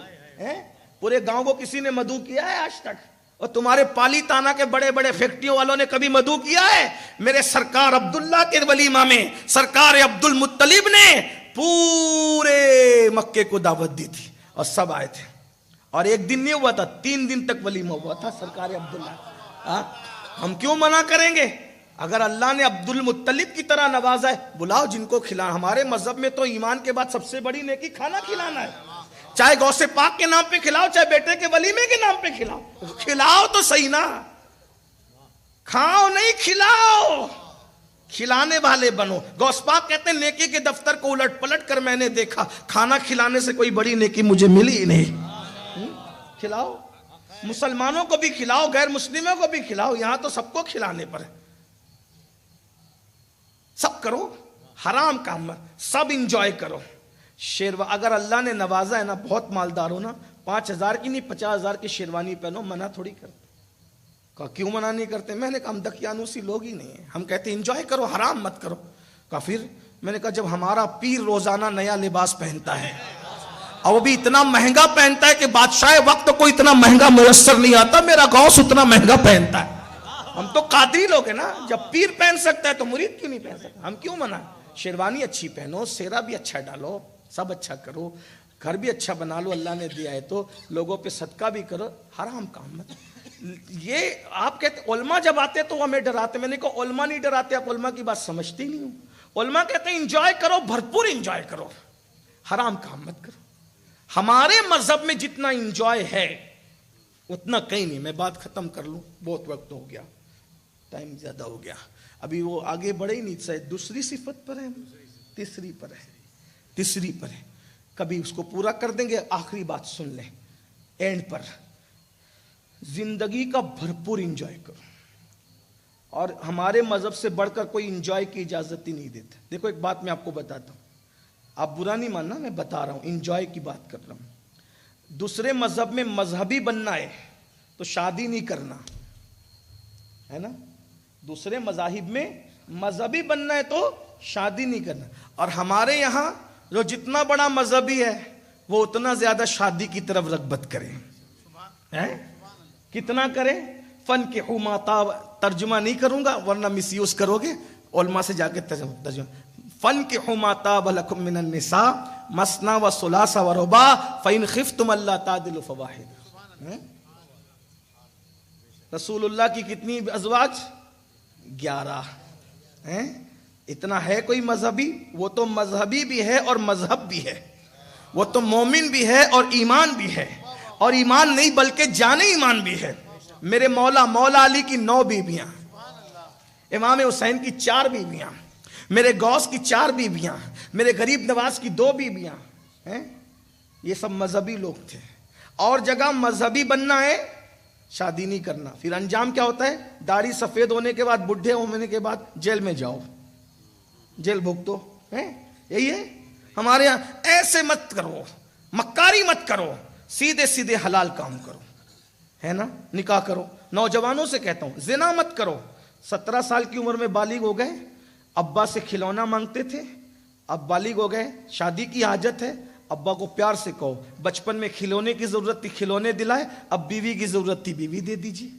کوئی شرم مت کر. شرم گناہ میں ہے, نیکی میں شرم نہیں ہے. ہم آپ کے ساتھ کھڑے ہیں. میری کلپ سنا دینا لے جا کے کہ دیکھو امین القادری صاحب نے کہا, سید نے کہہ دیا, ہم آپ کے ساتھ کھڑے ہیں. مانگو بیوی, ہم آپ کے ساتھ. زنا کرو گے, ہم آپ کے ساتھ نہیں ہیں. دوستوں کے ساتھ بدکاری کرو گے, ہم آپ کے ساتھ نہیں ہیں. بیت الخلا میں بیٹھ کر, غسل خانہ میں بیٹھ کر اپنی جوانی کو ضائع کرو گے, ہم آپ کے ساتھ نہیں ہیں. وہ حرام ہے, لعنتی کام ہے. بیوی مانگو, مردوں کا کام. ہم آپ کے ساتھ کھڑے. آپ کا حق ہے. بیٹیوں کو بھی یہ حق ہے, اگر ان کی شادی کی عمر, وہ ماں کے کان میں کہہ دیں اب میری شادی کر دو, کوئی بری بات نہیں, کوئی ناجائز نہیں, کوئی حرام نہیں. ہم آپ کے ساتھ کھڑے. قوم کی بیٹی حلال انجوائے کرو. آپ کہتے ہیں سیر کرنا, دوسرے مذہب میں سیر کی اجازت نہیں, اندر ہی بند رہو عبادت خانوں میں. ہم نے کہا ہمارے یہاں سیر عبادت ہے. سیرو فی الارض, قرآن کہتا ہے زمین کی سیر کرو, جاؤ. ارے ہم کیوں سیر نہ کریں جب ہمارا نبی جس کا ہم نے کلمہ پڑھا ہے وہ سیر کرنے گئے, اور ایسی سیر کی کہ پوری کائنات سیر ہو گئی. کیسی سیر کی؟ ام ہانی کے گھر سے نکلے, اور خدا جو ہر جہت اور زمان اور مکان سے پاک ہے اس کے گھر تک گئے. ارے میری معراج کہ میں تیرے قدم تک پہنچا, اور تیری معراج یہ کہ تو خدا تک پہنچا. حضور نے سیر کی, کیا کیا دیکھا وہ پورے معراج میں اب آپ علماء سے سنیں. جب نبی سیر کر رہے تو ہم کیوں نہ کریں؟ بس اتنا حرام نہیں کرنا. دیکھو سیر کے لیے نبی گئے. اب دھیان, معراج کی بات آئی, بات کہہ دوں, لاسٹ میں کہہ رہے تھے نا کیسے معراج پہ حضور گئے. توجہ, اسی کو بات کرتے ہیں. بات ایسی ہوتی. حضور معراج پہ گئے, بیت المقدس پہنچے, وہاں اللہ نے مہمانی کی, تو حضور کو دودھ, شراب اور پانی 3 چیزیں رکھی گئی. حضور سے کہا تینوں میں جو چاہو پسند کر لو. حضور نے نہ پانی پیا نہ شراب پیا, حضور نے دودھ پیا. سیر کو جاؤ, شراب مت پیو, دودھ پیا کرو. نبی نے پانی اس لیے نہیں پیا کہ ایک ہی کو سلیکٹ کرنا تھا, اسی لیے پانی چھوڑ دیا. تو جبریل نے کہا حضور آپ نے اچھا کیا. کہا کیا؟ اگر شراب پی لیتے تو پوری امت گمراہ ہو جاتی, اس کا مطلب امت نے گمراہ نہیں ہونا. پانی پی لیتے تو آپ کی امت ڈوب کے ختم ہو جاتی. آپ نے دودھ پیا نا, جتنا پیا اتنی امت بخشی گئی. حضور نے تھوڑا بچا دیا تھا, تھوڑا بچا, زیادہ پیا تھا تھوڑا بچایا تھا. یہاں پر ایک مولوی نے ہمارے یہاں چلانا شروع کیا, دیکھو دیکھو دیکھو. حضور کو غیب کا علم نہیں تھا, ورنہ حضور پورا پی لیتے. میں نے کہا پھر تو کہاں جاتا؟ اور تجھے بھی تو کہیں جانا تھا, وہ تو بچا ہوا دودھ ہے. ہاں تو غیب کا, ارے غیب کا علم نہ تھا تو حضور نے نہ شراب کو ہاتھ لگایا نہ پانی کو. حضور نے تو دودھ پیا نا. معصوم سید المعصومین نے پورا نہیں بچایا, آدھا نہیں بچایا, زیادہ نہیں بچایا, تھوڑا بچایا. اس لیے کہ جنتیوں کی جماعت صدیق سے شروع ہو کر کے مہدی کے زمانے تک رہے گی, لیکن کوئی گمراہ جماعت کی اتنی لمبی عمر نہیں ہوگی. سب سے بڑی جماعت اہل سنت و جماعت ہے. اہل سنت کا ہے بیڑا پار. اصحاب حضور نجم ہے اور ناؤ ہے, اطرت رسول اللہ کی. آج کل لوگ ہم لوگوں کو جوڑتے ہیں چھوٹا. 1857 کے بعد کرنے کی سوچتے ہیں تو کہتے ہیں یہ عرس تو مولانا احمد رضا نے شروع کیا تھا, تب سے یہ بدعتی لوگ پیدا ہوئے. میں نے کہا مولانا احمد رضا 1856 میں پیدا ہوئے اور غریب نواز کا عرس ہم نے 812واں عرس منایا ہے, بلکہ 22واں عرس منا. تو میں نے کہا اعلیٰ حضرت کی پیدائش کو تو 150 سال کم و بیش ہو رہے ہیں, اور غریب نواز کا عرس تو 800 سال سے منایا جا رہا ہے, غوث پاک کا عرس 900 سال سے منایا جا رہا ہے, اور گنبد بھی 150 سالہ نہیں ہے, گنبد بھی صدیوں پرانا ہے. تو پتہ چلا اعلیٰ حضرت ہمارے مسلک کے فاؤنڈر نہیں ہیں, اعلیٰ حضرت ہمارے مسلک کے ممبر ہیں, کیونکہ ان کے ابا بھی سنی تھے, وہ فاؤنڈر نہیں ہیں. ان کے پیر سیدی آل رسول احمدی بھی سنی تھے. وہ گنبد بنانے کے لیے نہیں گئے تھے, گنبد بنا ہوا تھا اس کے اندر تشریف لے گئے تھے. اس لیے امام احمد رضا ہمارے امام ضرور ہے, ہمارے مجدد, ہمارے مقتدی, ہمارے مرشد ضرور, لیکن وہ اہل سنت کے فاؤنڈر نہیں ہیں. اہل سنت و جماعت تو صدیوں سے, جس نے اپنا جنازہ خود پڑھایا نا وہ صابر پاک بھی سنی تھے, جس نے ٹھوکر لگا کے کم بسم اللہ کہہ کے مردہ زندہ کیا وہ غوث پاک بھی سنیت پر تھے. تو اپنا مسلک اتنا پرانا ہے. اب بتاؤ جس کے اندر ممبر ایسے ایسے ہوں, توجہ, غوث پاک بھی فاؤنڈر نہیں ہے سنیت کے, غریب نواز بھی فاؤنڈر نہیں ہے سنی, جس کے ممبر اتنے بڑے بڑے ہوں اس کا فاؤنڈر کتنا بڑا ہوگا. اور وہ فاؤنڈر کون ہے؟ جس نے سنیت کی بنیاد رکھی, ما انا علیہ واصحابی, یہ ہے سنیت کی بنیاد جس پہ میں اور میرے صحابہ ہیں. تو بھائیو انجوائے کرو, دودھ پیو, شراب مت پیو, اچھے کپڑے پہنو, اگر اللہ نے دیا ہے اچھا موبائل رکھو, شکر کرو. شکر کے کئی طریقے ہوتے ہیں. کچھ لوگ کیا سمجھتے ہیں ایک دم باریک سے پتلے سے اور ہلکے پھلکے لباس پہنیں گے, یہ اسلام سادگی کا نام ہے. اللہ کے بندو دین دھرم کچھ سمجھے ہی نہیں آپ لوگ. سادگی ہلکے پھلکے کپڑے کے پہننے کا نام نہیں ہے, سادگی دل کی کیفیت کا نام. اگر 10 روپے میٹر کا کپڑا پہن کر کے آ کر کے سوچتا ہے کہ میں سب سے متقی ہوں, یہ سادگی نہیں ہے. اور لاکھوں کا کپڑا پہن کر کے سوچ رہا ہے میری اوقات نہیں تھی, تو نے پہنایا, اگر میں تو نہ پہناتا تو میں کیا پہنتا, اس کو سادگی کہتے ہیں. یعنی قیمتی سے قیمتی پہن کر بھی تو اکڑے نہیں, پلسر پہ بیٹھ کر بھی تو اکڑے نہیں, مرسیڈیز میں بیٹھ کر بھی تو اکڑے نہیں, فلائٹ میں بیٹھ کر بھی تو اکڑے نہیں, بلکہ سوچے مولا تیرا شکر ہے میری تو اوقات ہی کچھ نہیں ہے, اگر تو نہ چاہتا تو میں اتنی عزت نہ پاتا. یہ سادگی ہے. آئیے ایک بات مجھے یاد آئی, میرے امام الائمہ سراج الامہ کاشف الغمہ سیدنا نعمان بن ثابت امام اعظم ابو حنیفہ, کپڑے اچھے پہنو, ہندوستان میں تو خاص اچھے پہنو, جہاں جہاں دوسرے مذاہب کے ساتھ رہتے ہو اچھے پہنو, اچھا عطر لگاؤ, بن ٹھن کے نکلو تاکہ دنیا تم سے نفرت نہ کرے, دنیا تم سے نفرت نہ کرے. امام اعظم کا ایک مقتدی تھا, نماز پڑھنے آتا تھا. کچھ لوگوں کو گندے دھڑنگے رہنے کی عادت, ملیچھے پن سے رہتے. علماء سے پوچھو, فقہاء نے لکھا ہے حضور جب ہائے ہائے ہائے بات آ گئی بڑی پیاری, حضور جب گھر سے نکلتے تھے نا تو داڑھی شریف اور امامہ شریف آئینے میں دیکھتے تھے.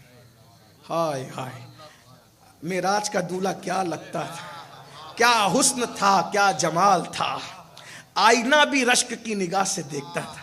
میں نے ایک جگہ یہ تصور, جب میں نے یہ پڑھا تو میرے خیال میں ایک بات آئی, کہا کہ دیکھ کر, میں شاعر نہیں ہوں لیکن کبھی کبھی جرات کر لیتا ہوں, دیکھ کر مجھ کو زینتیں کرتے, دیکھ کر مجھ کو زینتیں کرتے, آئینہ ان کا بن گیا ہوتا. کاش میں ان کا اگر آئینہ ہوتا تو وہ مجھے دیکھ کر زینت. پھر عرض کیا تھا کاش آنکھوں ہی میں وہ رکھ لیتے, کاش آنکھوں میں مجھ کو رکھ لیتے, کاش آنکھوں میں مجھ کو رکھ لیتے, سرمے چشم بن گیا ہوتا. ایسی بہت سی مرادیں کی تھی, لیکن آخری میں پھر یہ کہہ دیا تھا کہ امین خستہ کا اٹھتا جنازہ طیبہ میں مراد اپنی بیچارہ یہ پا گیا ہوتا. یہ سب تو نہیں ہو سکتا, نہ ہوگا نہ ہوا ہے, کیونکہ ہم تو ان کے بہت بعد میں دنیا میں آئے, لیکن اب یہ ہو سکتا ہے کہ وہاں قصہ ایمان پہ تمام ہو جائے تو لوگ کہیں کہ امین خستہ کا اٹھتا جنازہ طیبہ میں مراد اپنی بیچارہ یہ پا گیا. حضور نکلتے تھے ایسے سج کے, انہیں سجنے کی ضرورت نہیں تھی, بات میں ختم کر چکا تھا لیکن محبوب کی یاد آ گئی، اس لیے بتا، سجو سورو لیکن پاپ کے لیے نہیں، حرام کام کے لیے نہیں۔ سرما لگاؤ، خوشبو لگاؤ، عطر لگاؤ، منہ صاف رکھو، کپڑے صاف رکھو۔ صوفیہ کہتے ہیں جو کپڑے صاف نہ رکھ سکے وہ دل کیا صاف رکھ سکیں گے؟ صفائی آدھا ایمان ہے اپنے یہاں۔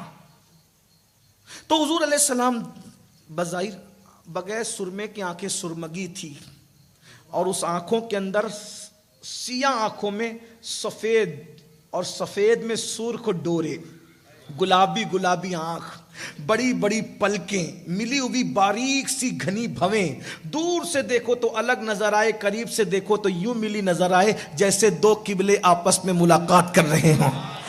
زلفیں اتنی نرم سی، نہ بالکل سیدھی نہ بالکل گھنگریالی، درمیان میں تھی۔ کنگھی کرتے تھے تو کندھوں تک آتی تھی، اور جب کنگھی نہیں کرتے تھے تو کانوں تک آتی تھی۔ کیا راز تھا؟ کنگھی کرنے کے بعد کندھوں تک، بغیر کنگھی کے کانوں تک، یعنی زلف دیکھنے والوں کو اشارہ کرتی تھی تمہاری فریاد کوئی نہ سنے تو گھبرانا مت، یہ کان تمہاری فریاد سننے کے لیے موجود۔ زلفیں اشارہ کر، کان تک ہوں، یہ فریاد کان سننے کے لیے ہے۔ اور جب کنگھی ہو کر کے کندھے تک آتی تھی تو کہتی تھی تمہارے گناہوں کا بوجھ کوئی نہ اٹھائے تو پرواہ نہ کرنا، یہ کندھے تمہارا بوجھ اٹھانے کے لیے موجود ہے۔ جس کو بارے دو عالم کی پرواہ نہیں، ایسے بازو کی قوت پہ لاکھوں سلام۔ تو اور چہرہ تھا، ہائے ہائے، ایسا لگتا تھا سفید چہرے پہ ہلکا سا گلابی پن تھا۔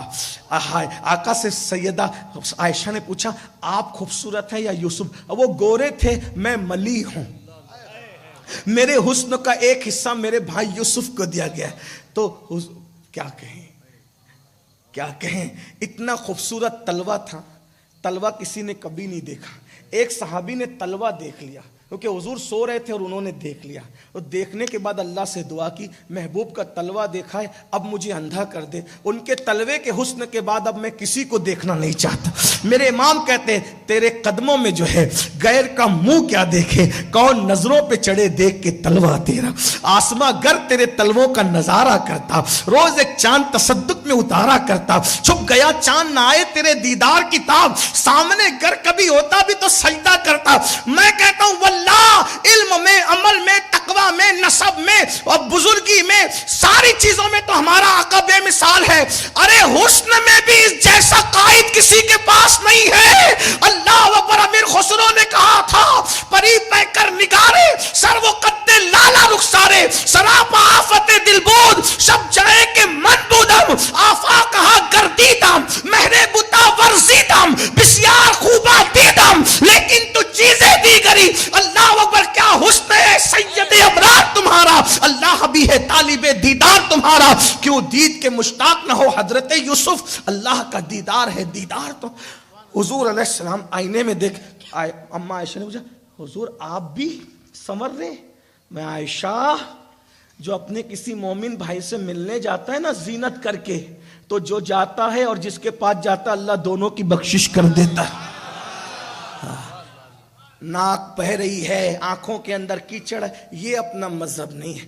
تمہیں دیکھ کر لگے واقعی کوئی ہے، متاثر لوگ، حرام کام کے لیے نہیں، لوگوں کو کے ساتھ میں کھڑے ہونے کا۔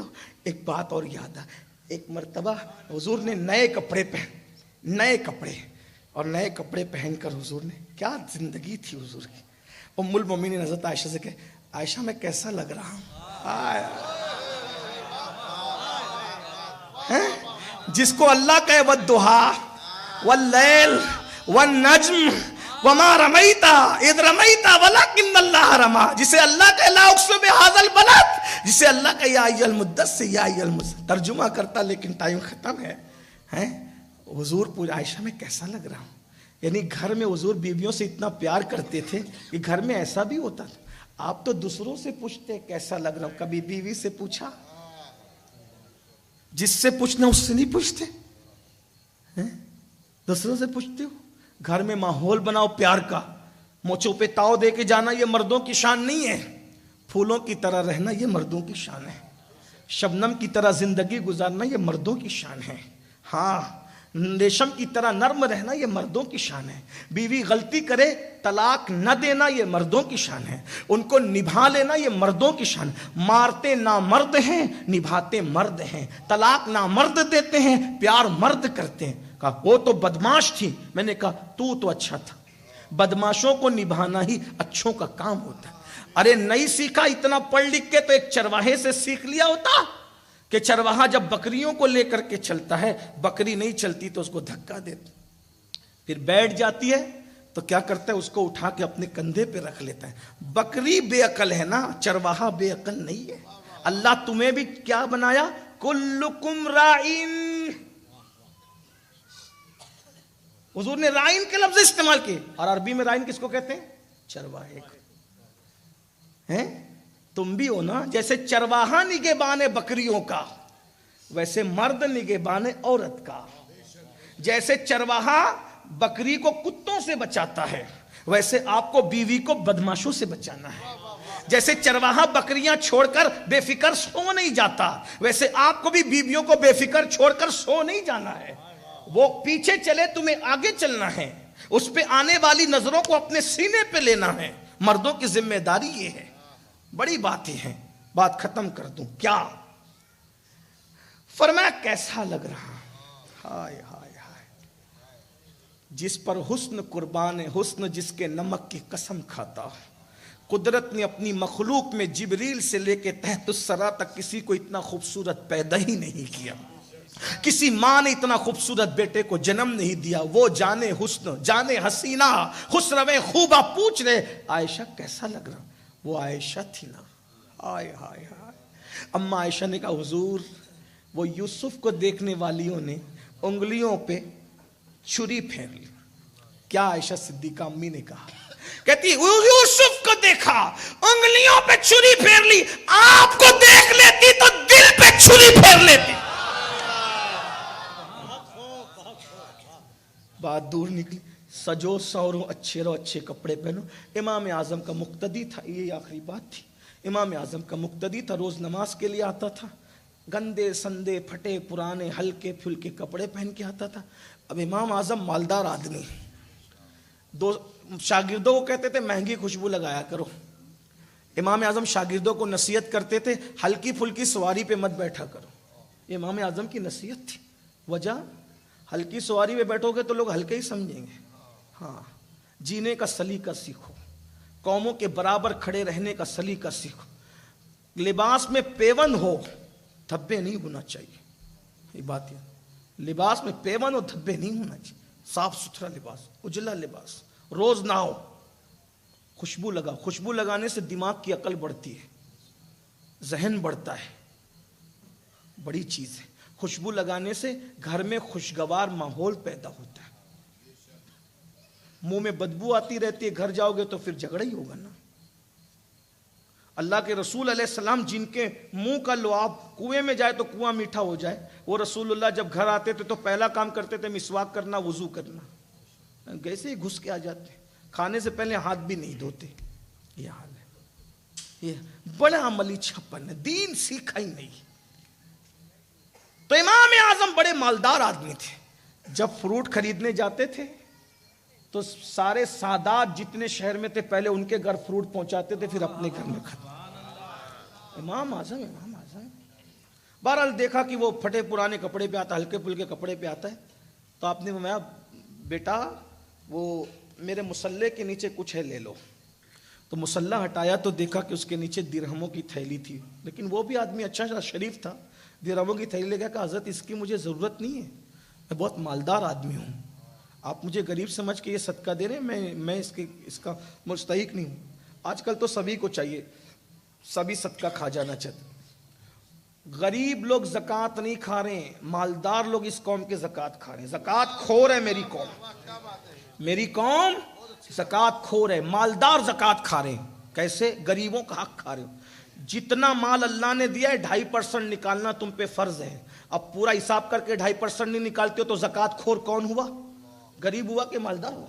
सदका खोर कौन हुआ? गरीब हुआ कि मालदार हुआ? जिस कौम के मालदार ज़कात खोर हो फिर उनके घरों को जमीन पे ही गिराया जाएगा।